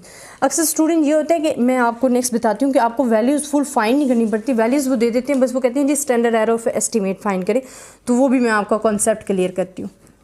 y minus why this one, and अगर आप इसको ओपन करोगे तो summation of y square minus a summation of y minus b1 summation of x1 y minus b2 summation of x2 and y, this is the standard error of estimate. जैसे कि आप लिख रहे होते हो उसके स्टैंडर्ड एरर ऑफ एस्टिमेट आपके पास क्या है कि ये sample standard error of estimate है, जिसको आप लिखते हो summation of y minus y had this one and this. तो देखें स्टूडेंट, ये जो आपके लिए ना ये ज़रा डिफ़िकल्ट टर्म हो जाती है, जब आप इसे ओपन करोगे तो आपके पास ये वैल्यूज आएंगे। अब स्टूडेंट मैं आपको बताती हूँ कि देखिए अगर आपके पास y गिवन है एंड टू वेरिएबल्स गिवन हैं तो आपके लिए फाइंड करना कोई मुश्किल काम नहीं है। जिस तरह मैं डेटा लूँगी वो फर्स्ट एग्जांपल्स का, इससे प्रीवियस लेक्चर में जो मैंने एग्जांपल करवाई थी मैं उसका डेटा लूँगी। अब देखिए y का अगर स्क्वायर फाइंड करना है तो y की वैल्यूज़ गिवन है तो आप इजीली स्क्वायर फाइंड कर सकते हो। समेशन ऑफ y लेना है तो आप इसी का सम ले लो तो आपके पास समेशन ऑफ y आ जाएगा। अब x1 एंड y1 फाइंड करना है तो अगर आप x1 को y से मल्टीप्लाई कर दो तो आपके पास उसका समेशन आ जाएगा, x1 एंड y का आपके पास समेशन। इसी तरह x2 एंड y का अगर आपने समेशन फाइंड करना है तो आपके पास समेशन आ जाएगा। ये तो सिंपली आपने मल्टीप्लाई करने के इसके साथ और इसके साथ। अब स्टूडेंट मैं आपको ये जो सॉल्व कर रही हूँ एग्जाम्पल, इसका डेटा जो मैंने आपको फर्स्ट एग्जाम्पल करवाई थी मैं उसी का डेटा लेके आपको सॉल्व करवाने लगी हूँ। तो अगर हम ये वैल्यूज़ इसकी जगह लिख दें कि हम लिख दें जी 1 2 एंड मैं लिख दूँ समेशन ऑफ y स्क्वायर, ये अपर वैल्यू के लिए लिख रही हूँ, a summation of y minus b1 summation of x1 y minus b2 and summation of x2 and y। इसी तरह n माइनस 3। अब देखिए सिंपल, हमने इनकी जगह क्या करनी है, वैल्यूज़ पुट करनी है। और स्टूडेंट अक्सर आपको एग्जाम्स में क्या गिवन होता है कि जब आपके पास पेपर में कभी क्वेश्चन आते हैं तो उसमें जी आपको समेशन ऑफ वाई स्क्वायर की वैल्यूज़ भी दे दी जाती है इज इक्वल्स करके, समेशन ऑफ वाई भी दे दिया जाता है, ये भी दे दिया जाता है, ये भी दे। आपको कहते हैं जी फाइंड करें आप के स्टैंडर्ड एरर ऑफ एस्टिमेट क्या होगा। तो वहाँ आपकी जितनी भी तैयारी है वो डिपेंड कर जाती है ओनली ऑन योर फार्मूला। क्या आपको फार्मूला क्लियर है, क्या आपको फार्मूले का कॉन्सेप्ट क्लियर है। तो ये अक्सर आपके पास शॉर्ट क्वेश्चन में आ जाता है कि जी आपने standard error of estimate find करने हैं, ये 3 या 4 मार्क्स का आ जाता है या 2 मार्क्स का अक्सर गिवन होता है। तो आपने सिंपल ये फार्मूला लिखना है और इसमें वैल्यूज़ पुट करनी है। और मैं जो वैल्यूज़ पुट कर रही हूँ, मैं वैल्यूज़ पुट कर रही हूँ जो हमारे प्रीवियस जो हम क्वेश्चन कर चुके हैं, मैंने आपको सॉल्व भी करके बताया हुआ है इससे पिछले लेक्चर में, मैं उसी की वैल्यूज़ कलेक्ट करके और ये लिख रही हूँ। 619 माइनस 1.62 एंड दिस 1107। ये हमारे पास जो हमने इससे पिछली एग्जांपल्स की है प्रॉपर तरीके से सॉल्व किया उसी का डेटा लिख रही हूँ, जिसमें हमारे पास नंबर ऑफ ऑब्जर्वेशन 5 थी। अब स्टूडेंट हमारे पास क्या आ जाएगा, टोटल 136.81 एंड 2। जब इसे सॉल्व करोगे तो 68.405 इज इक्वल्स टू 8.27। तो which is the standard deviation of multiple regression is this one. हमारे पास क्या होता है स्टूडेंट कि जितनी भी हमें वैल्यूज़ गिवन थी हमने सिंपली पुट की है। ये ए हमारे पास इंटरसेप्ट बीटा 1 की वैल्यू ये लिख दी, बीटा 2 की ये लिख दी, और सिंपल हमारे पास जो सम था उनका, ये जो हमें वैल्यूज़ गिवन थी इनका सम फाइंड की है। और नंबर ऑफ ऑब्जर्वेशन एन जो आपके पास था वो 5 था, 5 माइनस 3 हमने एन फाइंड कर लिए, तो ये हमारे पास वैल्यूज़ आ गई हैं। अब स्टूडेंट सिंपली आपने कैलकुलेट किया और आपके पास 8.27, तो जो स्टैंडर्ड एरर ऑफ एस्टिमेट का आंसर है वो 8.27 आ गया। तो स्टूडेंट इसमें मेन चीज़ जो आपको जहाँ फोकस करना है वो स्टैंडर्ड एरर ऑफ एस्टिमेट है क्या, वो किस चीज़ को मेजर कर रहा है और उसका फार्मूला क्या है, एंड दिस वन इक्वेशन आपने याद रखनी है। तो अगर आपने ये चीज़ अच्छे तरीके से इस चीज़ पे कॉन्सेप्ट क्लियर किया है तो आई होप कि इंशाल्लाह आप इजीली ऐसे क्वेश्चन का अटैम्प्ट कर चुके। और स्टूडेंट मल्टीपल रिग्रेशन में ये जो एरर ऑफ एस्टिमेट्स हैं या मल्टीपल डिटर्मिनेशंस के जो आ जाते हैं क्वेश्चन, वो बहुत ज़्यादा इंपॉर्टेंट होते हैं, तो आपने इन पे मेन फोकस रखना है। और ये जो मैंने डेटा चूज़ किया है ये मैं प्रीवियस लेक्चर में लिख चुकी थी, ये मैं ईजिली आपको समझा चुकी थी, इस वजह से सिर्फ मैंने डेटा कलेक्ट किया, बाकी चीज़ जो है वो सेम है, क्योंकि डेटा फाइंड करना और कैलकुलेशन करना आपके लिए कोई मुश्किल काम नहीं है। मेन चीज़ आपको मेथड और फार्मूले की समझ होनी चाहिए कि जो हम पढ़ रहे हैं वो क्या है। आई होप स्टूडेंट आपको समझ आई होगी। अगर कहीं कन्फ्यूजन है तो आप मुझसे कमेंट्स में पूछ सकते हैं। तब तक के लिए अल्लाह हाफिज़। बिस्मिल्लाहिर्रहमानिर्रहीम। स्टूडेंट आज का जो हमारा टॉपिक है वो है coefficient of multiple determination is the most important, और इसमें से भी क्वेश्चन आपके एग्जाम्स में आता है। Coefficient of multiple determination and multiple correlation is the most important है स्टूडेंट। मैं अगेन आपको बता रही हूँ, अक्सर आपको जी एग्ज़ाम्स में अगर पेपर में क्वेश्चन आते तो आपको फाइंड करने के लिए आता है कि आपने फाइंड करना है दिस वन। वो ये नहीं बताएंगे कि आपने coefficient of multiple determination find करना है या मल्टीपल कोरिलेशन। आपको ये चीज़ गिवन होती है और कहते हैं कि जी फाइंड करें, तो ये आपको पता चल जाना चाहिए हमारे पास किस चीज़ का क्वेश्चन आ गया, question coefficient of multiple determination and multiple correlation. First of all हम इसको डिस्कस करें। देखिए student, now we are discussing about the correlation. ठीक है, हमने कहा कि हमारे पास जो मल्टीपल रिग्रेशन था उसमें हमारे पास क्या था, 2 और मोर इंडिपेंडेंट वेरिएबल्स थे जो कि डिपेंडेंट वेरिएबल्स पे डिपेंड कर रहा था। अब मल्टीपल कोरिलेशन में हमारे पास क्या आ जाता है कि the coefficient of multiple determination which measures as in the case of simple regression proportion of the variability in the values of dependent variable. हमारे पास ये क्या फाइंड करता है, मेजर करता है प्रोपोर्शन ऑफ वेरिएबिलिटी, कि उसमें कितनी वेरिएबिलिटी है, उसका जो प्रोपोर्शन ऑफ वेरिएबिलिटी है इन the values of dependent variable y explain by its linear, explain लिख देती हूँ, एक्सप्लेन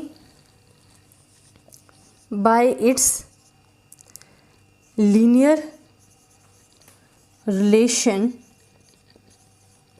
with independent variables,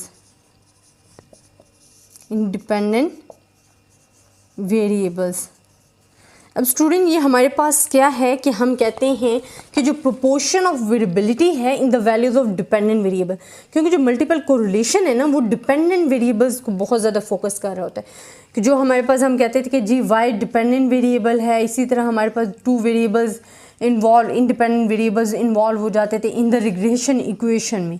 अब हमने क्या करना है कि ये जो मल्टीपल कोरिलेशन पढ़ रहे हो या कोफिशिएंट ऑफ मल्टीपल डिटर्मिनेशन जो है वो हमारे पास proportion of the variability in the values of dependent variable Y explain by its linear relation with dependent variables जो है हमारे पास, मतलब ये वेरिएबिलिटी कर रहा होता है हमारे पास डिपेंडेंट वेरिएबल y में जो आ रही होती है, और उसका थोड़ा सा जो लीनियर रिलेशनशिप होता है इंडिपेंडेंट वेरिएबल के साथ, उसमें जो y में वेरिएबिलिटी आ रही है, प्रोपोर्शन ऑफ वेरिएबिलिटी, वो हम फाइंड कर रहे हैं कोफिशिएंट ऑफ मल्टीपल डिटर्मिनेशन या मल्टीपल कोरिलेशन में।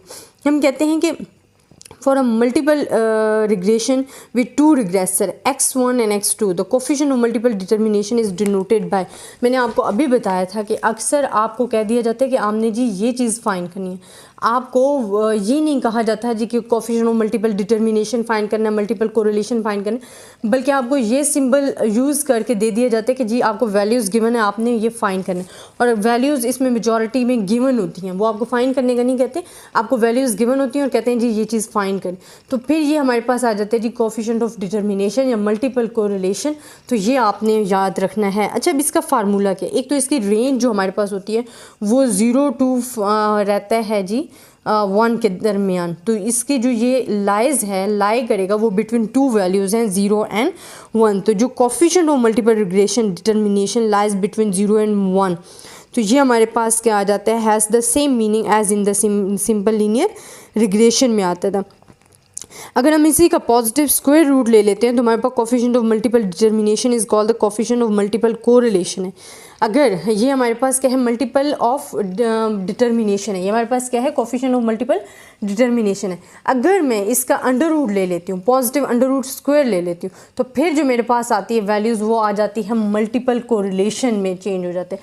उसको हम क्या कहते हैं, मल्टीपल कोरिलेशन कहते हैं। Measures the degree of association between Y and both the regressor, तो क्या करते हैं, measures the degree of association between Y and both the regressor x1 and x2 and is always taken to be positive, और हमेशा ये क्या होता है आपके पास पॉजिटिव होता है। अच्छा स्टूडेंट, फर्स्ट ऑफ ऑल मैं ये फार्मूला डिस्कस करती हूँ आपके साथ कि फार्मूला क्या है, इसको अगर एग्जाम्स में आ जाता है तो हमने कैसे सॉल्व करना है। स्टूडेंट, मैं अगेन आपको बता रही हूँ कि अगर हमारे पास कोफिशिएंट ऑफ मल्टीपल डिटर्मिनेशन है तो वो आपको गिवन होगा इन दिस शेप, उस पर स्क्वायर गिवन होगा, ठीक है, और उसकी वैल्यूज़ हमारे पास क्या आ जाएगा, y minus Y bar square. It's a formula of multiple regression correlation का, ये हमारे पास क्या है, डिटर्मिनेशन, मल्टीपल डिटर्मिनेशन का फार्मूला है। ये हमारे पास जब स्क्वायर आ जाता है तो ये हमारे पास कोफिशिएंट ऑफ मल्टीपल डिटर्मिनेशन होता है।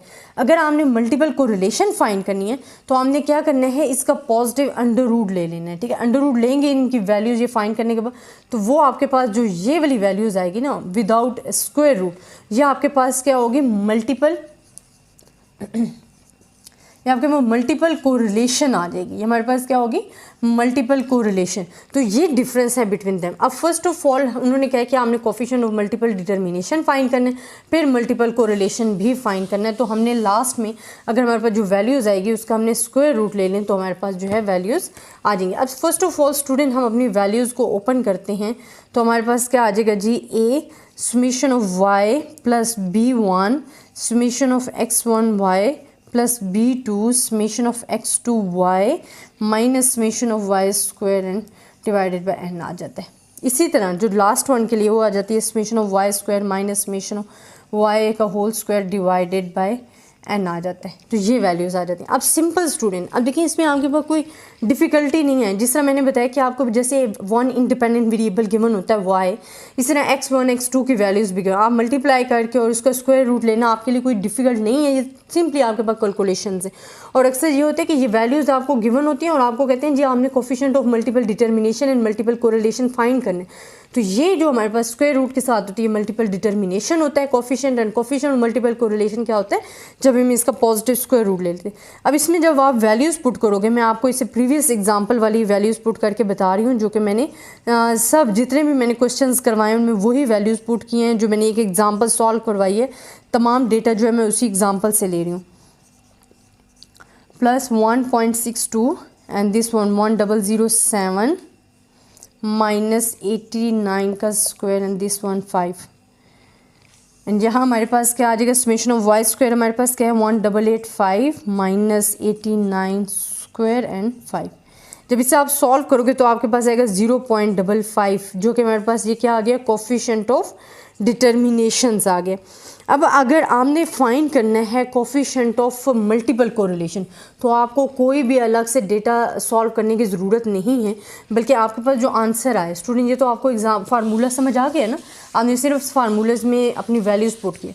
अगर आपको कह दिया जाता है कि साथ ही आपने कोफिशिएंट ऑफ मल्टीपल कोरिलेशन भी फाइंड करने, तो आपके पास ये डिटर्मिनेशन की जो वैल्यू आई हैं वो आपके पास ये वैल्यूज़ आई 0.55। अगर आपको मल्टीपल कोरिलेशन फाइंड करना है तो you are taking the positive square root both side, then हमारे पास जो ऑब्टेन रिज़ल्ट होगा वो हमारे पास आ जाएगा जी 0.74। तो ये हमारे पास मल्टीपल कोरिलेशन जो है ये भी हमने डिस्कस कर लिया और इसकी वैल्यूज़ भी हमने फाइंड कर ली है। तो ऐसे स्टूडेंट ये सॉल्व करने हैं क्वेश्चन। जो मेन चीज़ आपने अपने माइंड में रखनी है कि हमारे पास जो ये कोफिशिएंट मल्टीपल कोरिलेशन जो है ये क्या करता है, measures the degree of association between Y and both the regressor x1 and x2। तो ये हमारे पास क्या है कि multiple coefficient of multiple determination and coefficient of multiple regression को सॉल्व करने का तरीका बता दिया, मेथड बता दिया, फार्मूलाज पता है। कैलकुलेशन आपके लिए मल्टीपल रिग्रेशन में सिंपल है, आपको y भी गिवन होता है डिपेंडेंट वेरिएबल, फिर इन 2 इंडिपेंडेंट वेरिएबल्स भी गिवन होते हैं। सिंपली आपने फाइंड करना होता है, इसमें कुछ भी डिफ़िकल्ट नहीं है। मेन चीज़ आपके पास क्या है, फार्मूलाज हैं और उनकी डेफिनेशंस हैं और उनके कॉन्सेप्ट क्लियर करने हैं। और वो कितने लाइज बिटवीन किधर करेगा, हमने खुद कहा था कि ये लाइज करेगा बिटवीन दिस वन, यही था ना हमारे पास। तो ये देखेंगे इससे वैल्यूज़ नहीं, और जो मल्टीपल कोरिलेशन की वैल्यूज़ है ऑलवेज भी पॉजिटिव, ठीक है, वो हमेशा पॉजिटिव रहेंगी। तो ये स्टूडेंट हमारा आज का टॉपिक था। आई होप आपको समझ आई होगी। अगर फिर भी आपको कहीं प्रॉब्लम है, आपको कहीं से समझ नहीं आ रही, आप कहीं से कंफ्यूज हो, आप मुझसे ज़रूर पूछ सकते हो। तब तक के लिए अल्लाह हाफिज़। बिस्मिल्लाहिर्रहमानिर्रहीम। स्टूडेंट आज के जो हमारा लेक्चर का टॉपिक है वो है पार्शियल कोरिलेशन। हम मल्टीपल रिग्रेशन एंड कोरिलेशन को डिस्कस कर रहे थे, उसी की ही ये सीरीज़ में आता है पार्शियल कोरिलेशन के। इसको हमने डिस्कस करना है कि पार्शियल कोरिलेशन बेसिकली हमारे पास होता क्या है। स्टूडेंट अगर मैं पार्शियल कोरिलेशन को डिस्कस करती हूँ, फर्स्ट ऑफ ऑल मैं इसकी डेफिनेशन बताती हूँ, देन मैं इसका सोल्यूशन बताऊँगी, फार्मूलाज बताऊँगी और फिर मैं एग्जांपल्स भी बताऊँगी कि आप इसे कैसे पेपर में सॉल्व कर सकते हो जब आएगा। अच्छा स्टूडेंट, पार्शियल कोरिलेशन बेसिकली हमारे पास है क्या हम कहते हैं कि the sample coefficient of partial correlation measures the strength of the relationship between x1 and x2 when influence of x3 has been removed. अच्छा ये मैं पहले लिख देती हूँ आपको डेफिनेशन, देन मैं आपको साथ साथ समझाऊंगी कि इसका कहने का मतलब क्या है या हमारे पास क्या आ जाता है। इसको हम कहते हैं the sample coefficient of partial correlation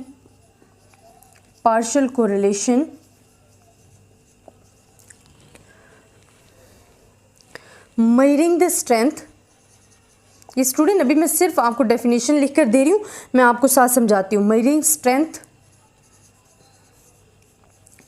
strength of, क्योंकि अक्सर बहुत ज़्यादा पेपर ऐसे होते हैं जिसमें स्टूडेंट से डेफिनेशन पूछी जाती हैं, इस वजह से मैं आपको साथ साथ डेफिनेशंस जो हैं वो क्लियर करवाती होती हूँ ताकि आपको ज़्यादा डिफ़िकल्टी ना हो टॉपिक को समझने में या उससे रिलेटेड फिर डेफिनेशन ढूंढने में।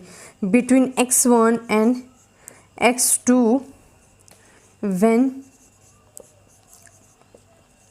when the influence of x3 they are the variable, हमारे पास x1, x2 एंड x3 जो हैं वो हमारे पास क्या हैं, वेरिएबल्स हैं। और वो क्या कहते हैं कि when the influence of x3 has been removed, अच्छा, अब इस डेफिनेशन का मतलब क्या है पहले तो मैं वो आपको समझाऊंगी। The sample coefficient of partial correlation measuring the strength of the relationship, measuring the strength of the relationship किसके दरमियान, between x1 and x2 when the influence of the x3 has been removed.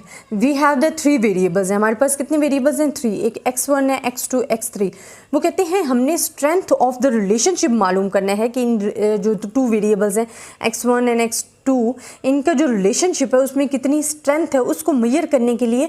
लेकिन उसके लिए क्या करना है, जो third variable है उसका जो इन्फ्लुएंस है पहले वो जो उस पर असरअंदाज हो रहा है वो उसको हमने रिमूव करना और फिर इन दोनों के रिलेशनशिप में हमने स्ट्रेंथ देखनी है, मेजर करनी है। तो वो हमारे पास क्या आ जाता है, पार्शियल कोरिलेशन।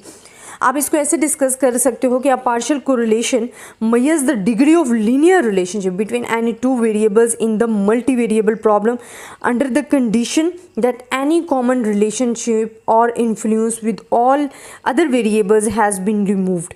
हम क्या है कि वही बता रहे हैं कि हम 2 वेरिएबल्स के दरमियान हमारे पास फॉर एग्जांपल मैंने कह दिया x1 एंड x2 इनके दरमियान जो रिलेशनशिप है ना वो मैंने चेक करना है कि वो क्या मेरे लिए वैल्यू रखता है, वो कितनी उसकी स्ट्रेंथ कितनी है।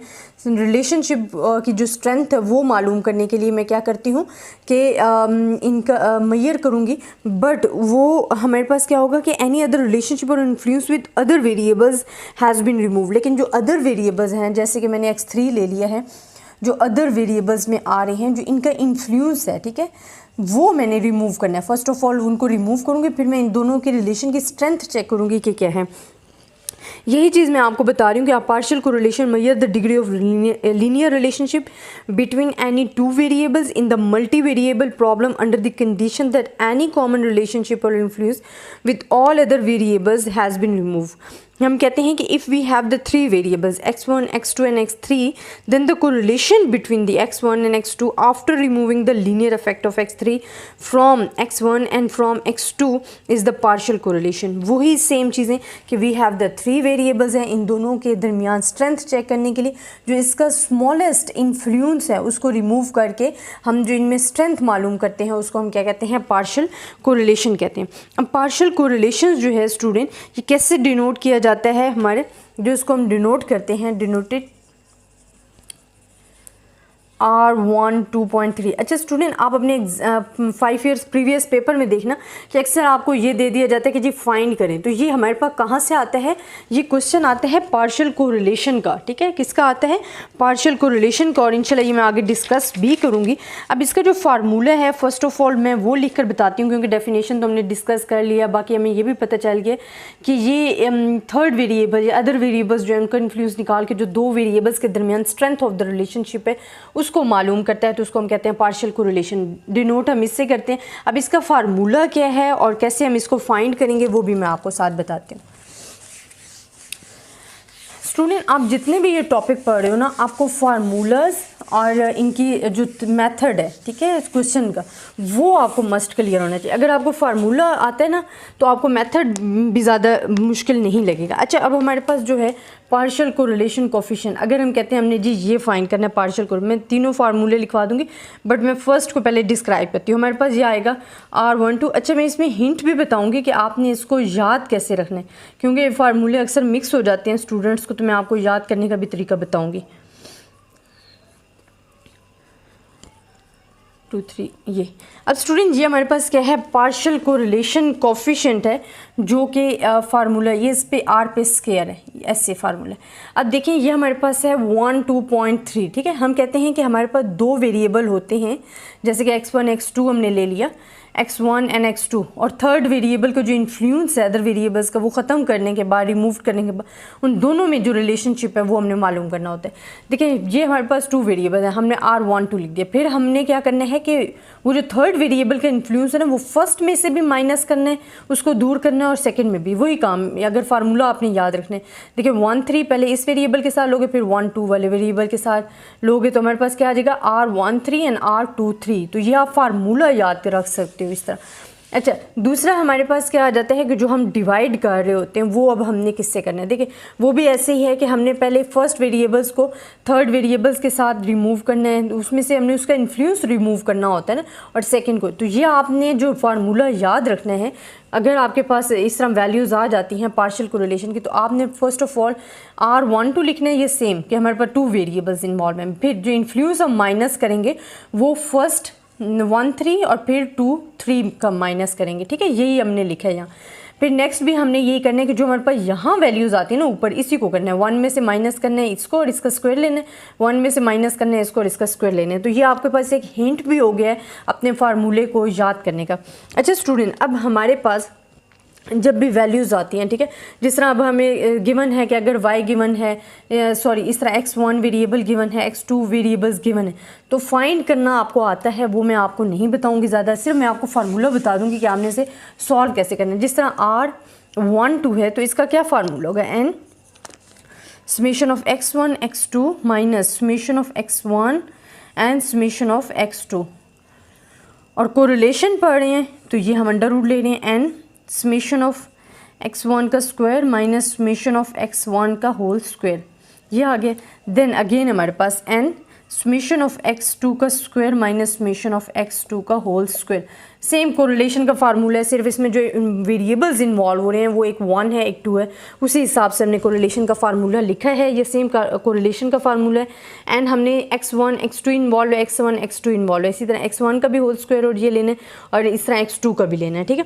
बाकी जो 2 रिमेनिंग अगर आपके पास आ जाते हैं, जैसे कि हम लिख देते हैं R13, ठीक है, इसके लिए भी सेम वेरिएबल सिर्फ चेंज हुए ना, बाकी फार्मूला तो सेम रहेगा, x1 x3 minus summation of x1 summation of x3 and same नीचे क्या आ जाएगा, एंड समेशन ऑफ x1 का square minus summation of x1 whole square and summation of x3 का square minus summation of x3 का whole square, ये आ गया। इसी तरह हमने फाइंड करना है R23, ठीक है, कि ये 1 2 भी हो गया वेरिएबल, 1 3 भी हो गया है, और 2 3 हो तो हम क्या फाइंड करेंगे, तो वो भी मैं आपको साथ में बता देती हूँ। वो हमारे पास स्टूडेंट जो फार्मूला बन जाएगा वो हमारे पास बनेगा n summation of x2 x3 minus summation of x2 summation of x3 and हमारे पास क्या आ जाएगा, n समेशन ऑफ x2 का square minus summation of x2 का whole square and summation of x3 का whole square minus summation of x3 का square and then whole square. तो ये हमारे पास फार्मूला बन जाता है R2 का। अब ये तो इससे कोरिलेशन है स्टूडेंट, वो फाइंड करने के लिए मुझे ज़रूरत नहीं है क्योंकि आप इजीली उसको फाइंड कर सकते हो, ठीक है। अब मैं आपको बताती हूँ कि जब आप कोरिलेशन फाइंड कर लेते हो तो आपने फार्मूला कैसे सॉल्व करना है, उसमें कैसे पुट करना है, वो फार्मूलाज भी मैं लिख देती हूँ और उसको सॉल्व करने का तरीका भी आपको बता देती हूँ। अब जैसे कि ये हमारे पास आया है R1 2 एंड 3 पार्शियल कोरिलेशन का फार्मूला, ये अक्सर आपको दे दिया जाता है मल्टीपल कोरिलेशन के साथ कंपैरिजन करने के लिए और पार्शियल कोरिलेशन। तो ये मोस्ट इंपॉर्टेंट है स्टूडेंट, अगर आपने इस चैप्टर में तैयार करनी है तो आपने यही फार्मूलाज तैयार करनी है, इसमें आने के क्वेश्चन आने के ज़्यादा चांसेस होते हैं। अब स्टूडेंट क्योंकि मैं इसको सॉल्व नहीं कर रही हूँ क्योंकि हमारे पास इतना टाइम नहीं होता और कोरिलेशन आपको फाइंड करने आती हैं, सिंपल कोरिलेशन फार्मूला था। तो अगर आपको फाइंड किया R12 तो हमारे पास जी आया है 0.492, ये मैं सपोज कर रही हूँ। 1 3 जो हमारे पास आया 0.927 आ गया, और 2 3 क्योंकि ये कोरिलेशन का सिंपल फार्मूला है वो आप इजीली फाइंड कर सकते हो, तो आपने फाइंड करना है फॉर ऑल पार्शियल कोरिलेशन के लिए। अब स्टूडेंट हमने फाइंड करना है, उन्होंने क्या for finding for all partial correlation. First of all हम फाइंड करते हैं 1 2.3 पार्शियल कोरिलेशन।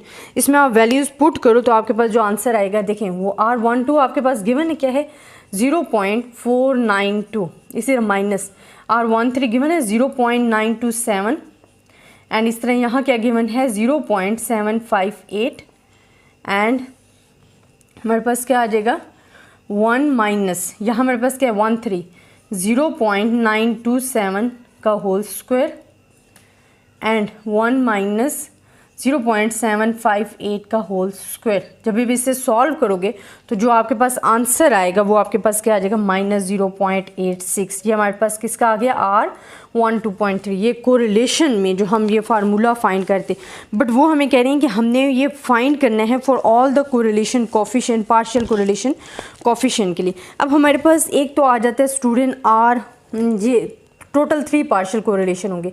1 2.3 होगा जो आपके पास आ गया -0.86। इसी तरह आपके पास आएगा जी 2 3.1 और R आएगा 3 1.2। ये आपने कोरिलेशन, पार्शियल कोरिलेशन जो है इन 3 के लिए फाइंड करना होता है।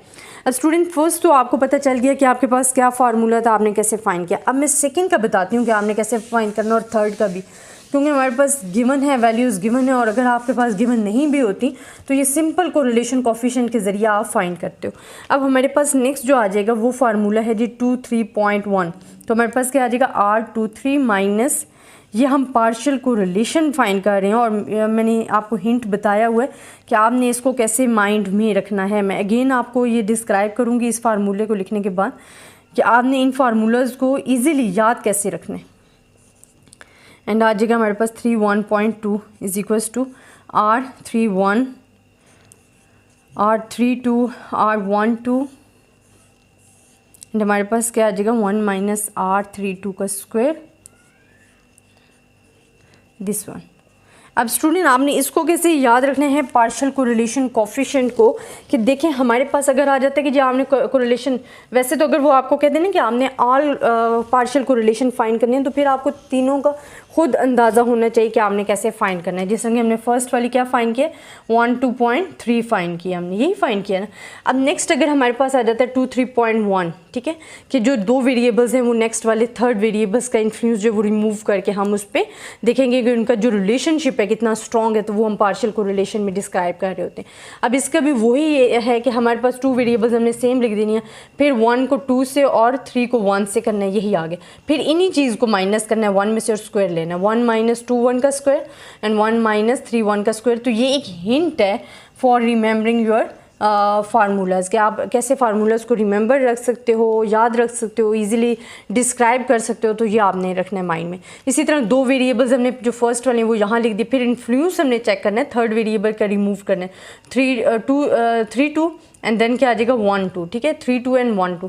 तो वही चीज़ हमने स्क्वायर लेके माइनस करनी है यहाँ से 1 से। तो स्टूडेंट अगर इनमें यही वैल्यूज़ आप पुट कर दोगे और सिंपली कैलकुलेट करोगे तो आप इजीली पार्शियल कोरिलेशन फाइंड कर लोगे। तो स्टूडेंट ये हमारा आज का टॉपिक था जिसमें हमने डिस्कस किया अबाउट द पार्शियल कोरिलेशन।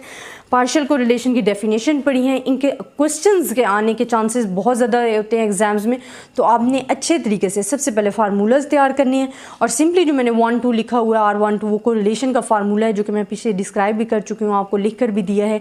क्या अगर आपके पास आ जाती हैं वैल्यूज़ गिवन नहीं होती, कि जिस तरह R की वैल्यूज़ नहीं गिवन, अक्सर तो वैसे ज़्यादातर मेजॉरिटी आपको गिवन दे दी जाती है, अगर नहीं गिवन तो आप कोरिलेशन का फार्मूला लिख कर वो फाइंड कर सकते हो और पार्शियल कोरिलेशन आप इजीली फाइंड कर सकते हो। इंशाल्लाह नेक्स्ट टॉपिक हम मल्टीपल कोरिलेशन का पढ़ेंगे और फिर इन दोनों का रिलेशनशिप भी चेक करेंगे कि क्या है। आई होप स्टूडेंट आपको समझ आया होगा। अगर आपको फिर भी कहीं कन्फ्यूजन है तो आप मुझसे कमेंट्स में पूछ सकते हो, मैं इंशाल्लाह सब स्टूडेंट्स को जवाब दूँगी। अल्लाह हाफिज़।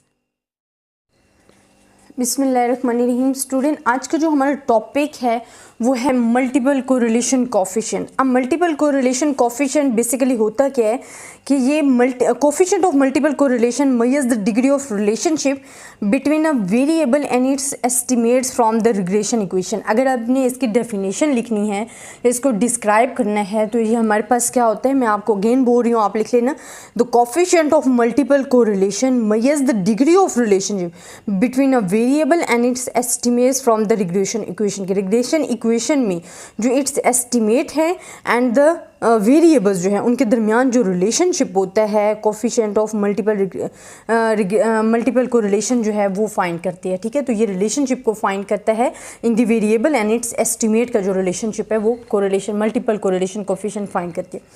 स्टूडेंट इसकी सिर्फ एक डेफिनेशन आप माइंड में रख लें, बाकी इसके जो क्वेश्चन है वो आपके पास मोस्ट इंपॉर्टेंट होते हैं। अच्छा स्टूडेंट, मैं आपको अब साथ साथ बताती जाती हूँ कि देखिए हमें जब एग्जाम्स में आते हैं तो हमें 3 वेरिएबल्स ऑलरेडी गिवन होते हैं, x1 x2 x3, क्योंकि हम कहते हैं कि जो पार्शियल कोरिलेशन जिस तरह हमने पढ़ा था कि हमारे पास जो 3 वेरिएबल्स गिवन होते हैं पार्शियल कोरिलेशन में, तो हम फर्स्ट 2 वेरिएबल्स का जो रिलेशनशिप है वो आफ्टर द अदर वेरिएबल्स को फैक्ट को इन्फ्लुएंस को रिमूव करने के बाद हम बताते थे।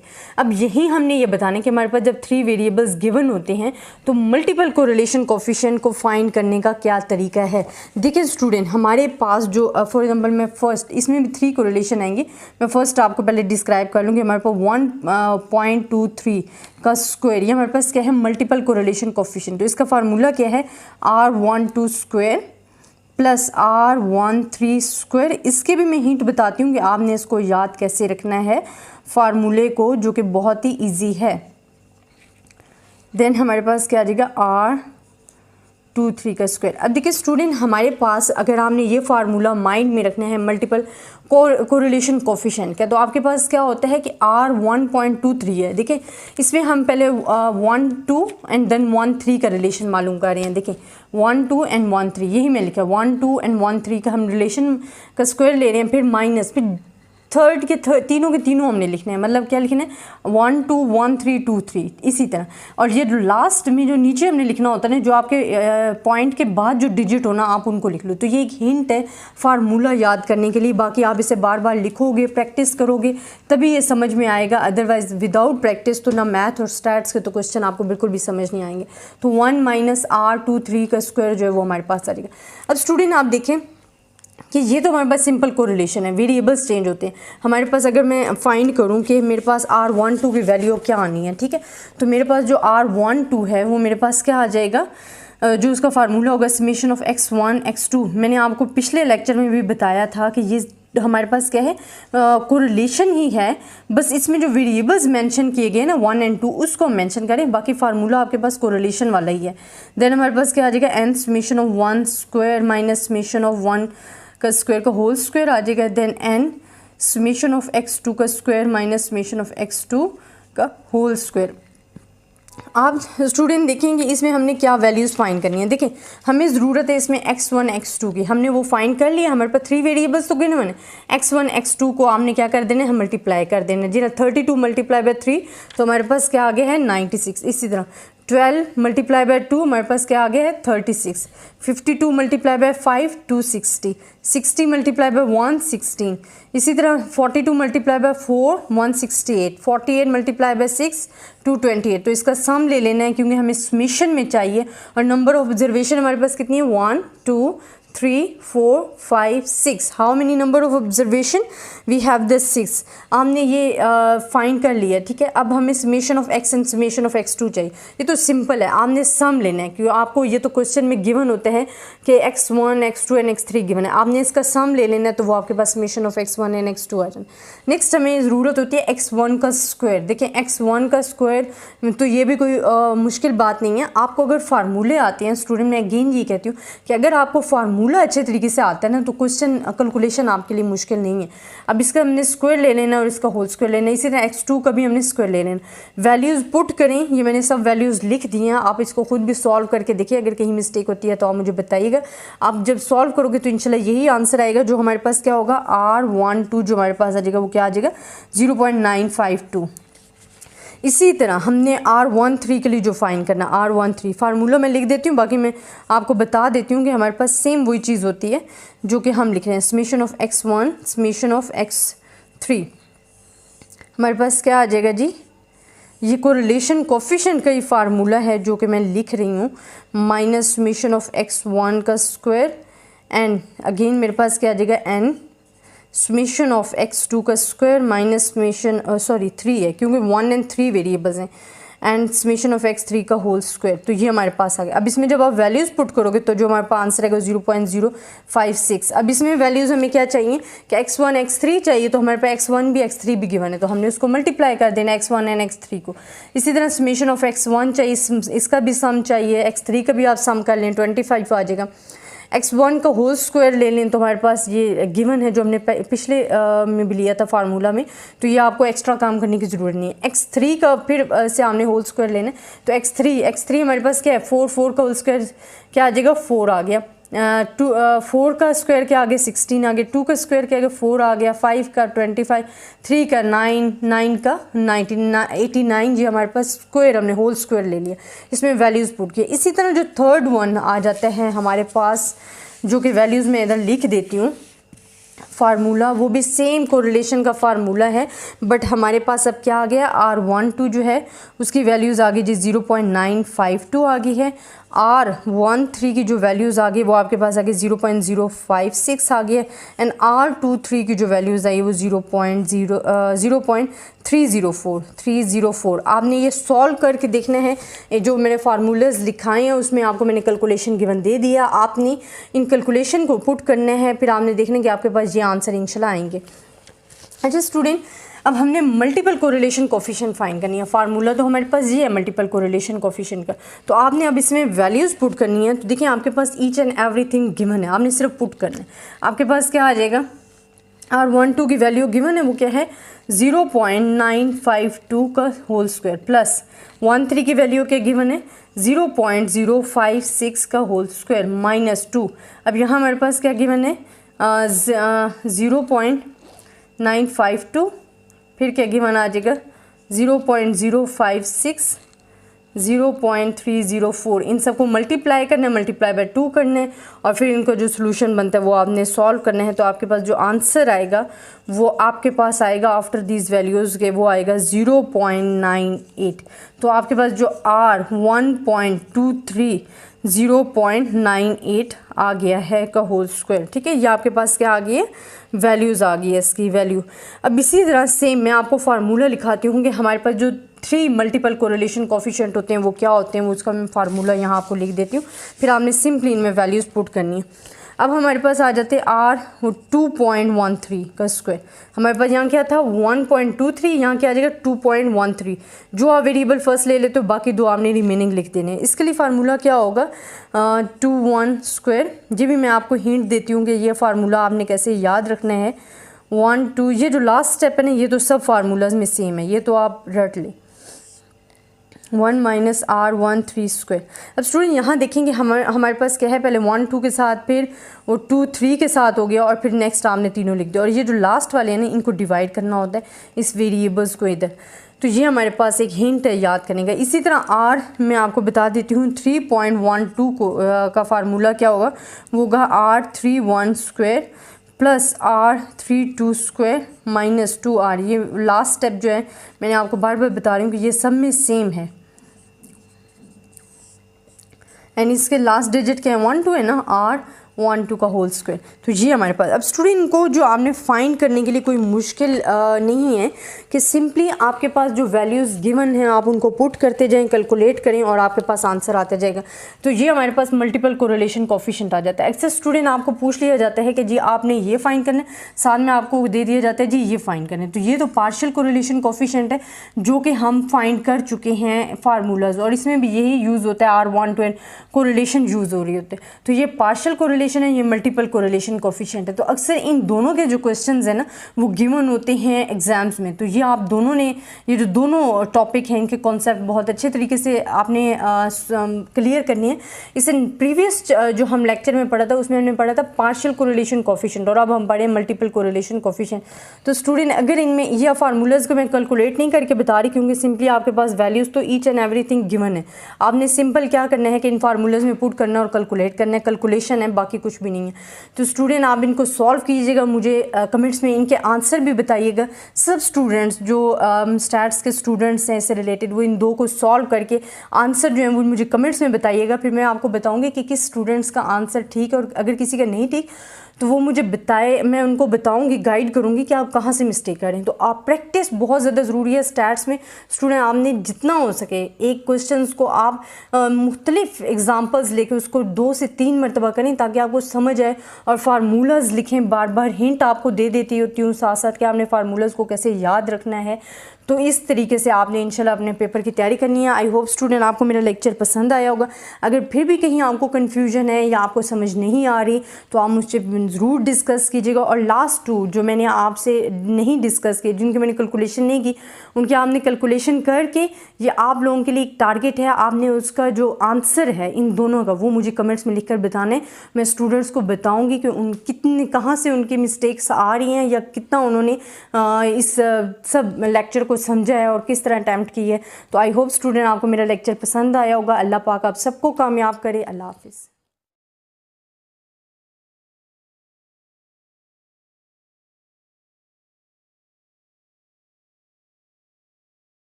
स्टूडेंट आज का जो हमारा चैप्टर है और आज का जो हमारा लेक्चर है वो मैं आपको इम्पोर्टेंट टॉपिक्स बताऊंगी। हमने प्रीवियस लेक्चर में सिंपल रिग्रेशन एंड कोरिलेशन को डिस्कस किया था। अब हम डिस्कस करेंगे मल्टीपल रिग्रेशन एंड कोरिलेशन। अच्छा स्टूडेंट, बहुत सारे स्टूडेंट्स जो हैं वो मेरे ऐसे स्टूडेंट्स हैं जो साथ साथ जॉब भी कर रहे हैं और उनको समटाइम्स और भी मजबूरी है जिसकी वजह से वो प्रॉपर जो है तैयारी नहीं कर पा रहे। तो स्टूडेंट मैं आपको इम्पोर्टेंट टॉपिक्स बता रही हूँ हर चैप्टर के। अगर आप इम्पोर्टेंट टॉपिक्स वाले जो टॉपिक्स मैं बता रही हूँ वो तैयार कर लेते हो, साथ में 5 ईयर्स प्रीवियस पेपर तैयार कर लेते हो, तो आप 80 to 90% लेके इंशाल्लाह अपने एग्जाम में पास हो सकते हो। लेकिन जो भी टॉपिक्स मैं बता रही हूँ अच्छे तरीके से तैयार करेंगे इंशाल्लाह क्वेश्चन आने के बहुत ज्यादा चांसेस होते हैं। स्टूडेंट सबसे पहले तो मैं आपको यही कहूंगी कि आप 5 ईयर्स प्रीवियस पेपर तैयार करें। 5 ईयर प्रीवियस पेपर तैयार करने का फायदा क्या होता है कि एक तो आपको पेपर पैटर्न पता चल जाता है। आप किसी भी यूनिवर्सिटी से रिलेटेड हो, आप अपनी यूनिवर्सिटी के 5 ईयर्स प्रीवियस पेपर निकालो, उसको प्रॉपर सॉल्व करो, अपना बोर्ड जो भी है उसको सॉल्व करो। उससे आपको ये होगा कि स्टूडेंट आपको अपने आइडिया हो जाएगा कि किस चैप्टर में कौन कौन सी चॉइसेस और किसमें नहीं है। तो आप चॉइस वाला चैप्टर जो आपको इजी लगता है आप सेलेक्ट कर लो और बाकी को स्किप कर दो, ठीक है। दूसरा, मैं आपको इंपॉर्टेंट टॉपिक्स हर चैप्टर के बता रही हूँ, आपने ये मस्त तैयार करनी है बिकॉज इससे आपको बहुत ज्यादा हेल्प मिलेगी। अच्छा स्टूडेंट, हमारे पास हमने पहले जो प्रीवियस लेक्चर्स पढ़े उसमें बड़ा सिंपल रिग्रेशन एंड कोरिलेशन। अब हमारे पास है मल्टीपल कोरिलेशन एंड रिग्रेशन। आपके पास जो मल्टीपल रिग्रेशन एंड कोरिलेशन है ना, इसमें जो टॉपिक्स आते हैं डिस्कस कर लेती हूँ।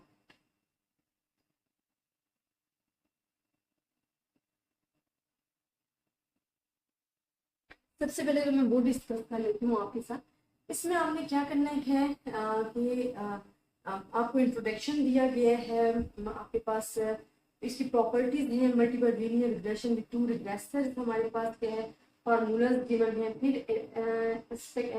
Expression of multiple linear regression in deviation form हमारे पास क्या है, स्टैंडर्ड एरर ऑफ एस्टिमेट क्या है, coefficient of multiple determination, multiple correlation आपके पास क्या है, सब्सक्रिप्ट नोटेशंस आपके पास हैं, प्रॉपर्टीज ऑफ रेसिड्यूज है, multiple regression in terms of linear correlation coefficient है, मल्टीपल कोरिलेशन कोएफिशिएंट है, पार्शियल कोरिलेशन कोएफिशिएंट है, और आपके पास ये curvilinear regression relation between multiple partial correlation.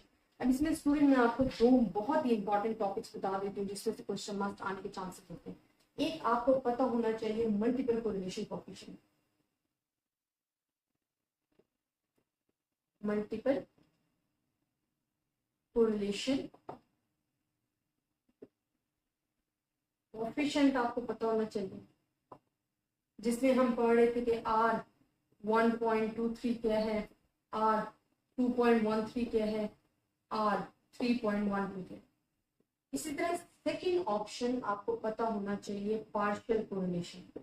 इन ये दो टॉपिक्स हैं इस चैप्टर का, पार्शियल कोरिलेशन, जिसमें से आपके पास क्वेश्चन आ सकते हैं। अब पार्शियल कोरिलेशंस में भी हम डिफरेंट फार्मूलाज जो थे वो डिस्कस किए थे, इनके फार्मूलाज आप निकाल सकते हैं और फार्मूला बहुत ज्यादा इजी है, मैंने आपको बताई हुआ, अगर आप वो देखोगे तो आपको बड़ी आसानी से सॉल्व हो जाए। R12.3 है पार्शियल कोरिलेशन में जो आपने फाइंड करना होता है।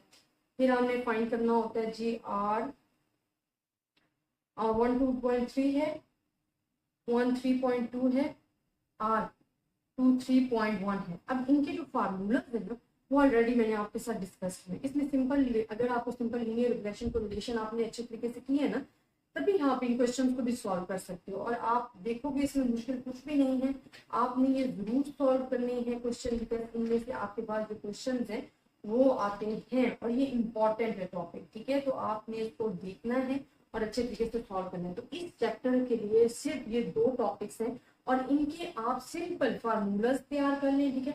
और वैल्यू आपको ऑलरेडी गिवन होती है, उसमें कोई इतना ट्विस्ट नहीं है कि आपको वो मुश्किल लगेगा, आप इजीली अपने टास्क को कंप्लीट कर सकते हो। तो आपने मल्टीपल कोरिलेशन कोएफिशिएंट और पार्शियल कोरिलेशन कोएफिशिएंट जो है वो करना है और आपको इंशाल्लाह ये इजीली समझ में आ जाएगा। तो मल्टीपल कोरिलेशन कोएफिशिएंट के लिए ये 2 हमारे पास लेक्चर्स हैं जो आपने तैयार करने हैं। इनमें मेन फार्मूलाज हैं जो कि आपको ज़्यादा जिन पे मेहनत करनी पड़ेगी और इसमें मुश्किल कुछ भी नहीं है स्टूडेंट, अगर आप इजीली इसको सॉल्व करोगे तो आपको ये समझ में आ जाएगा। और ये तमाम के तमाम चैप्टर्स मैंने करवाए हुए हैं, आपको इसके एग्जाम्पल्स, इनकी डेफिनेशंस, प्ले लिस्ट में तमाम चीज़ें मौजूद हैं, आप इजीली उधर जाके देख सकते हो।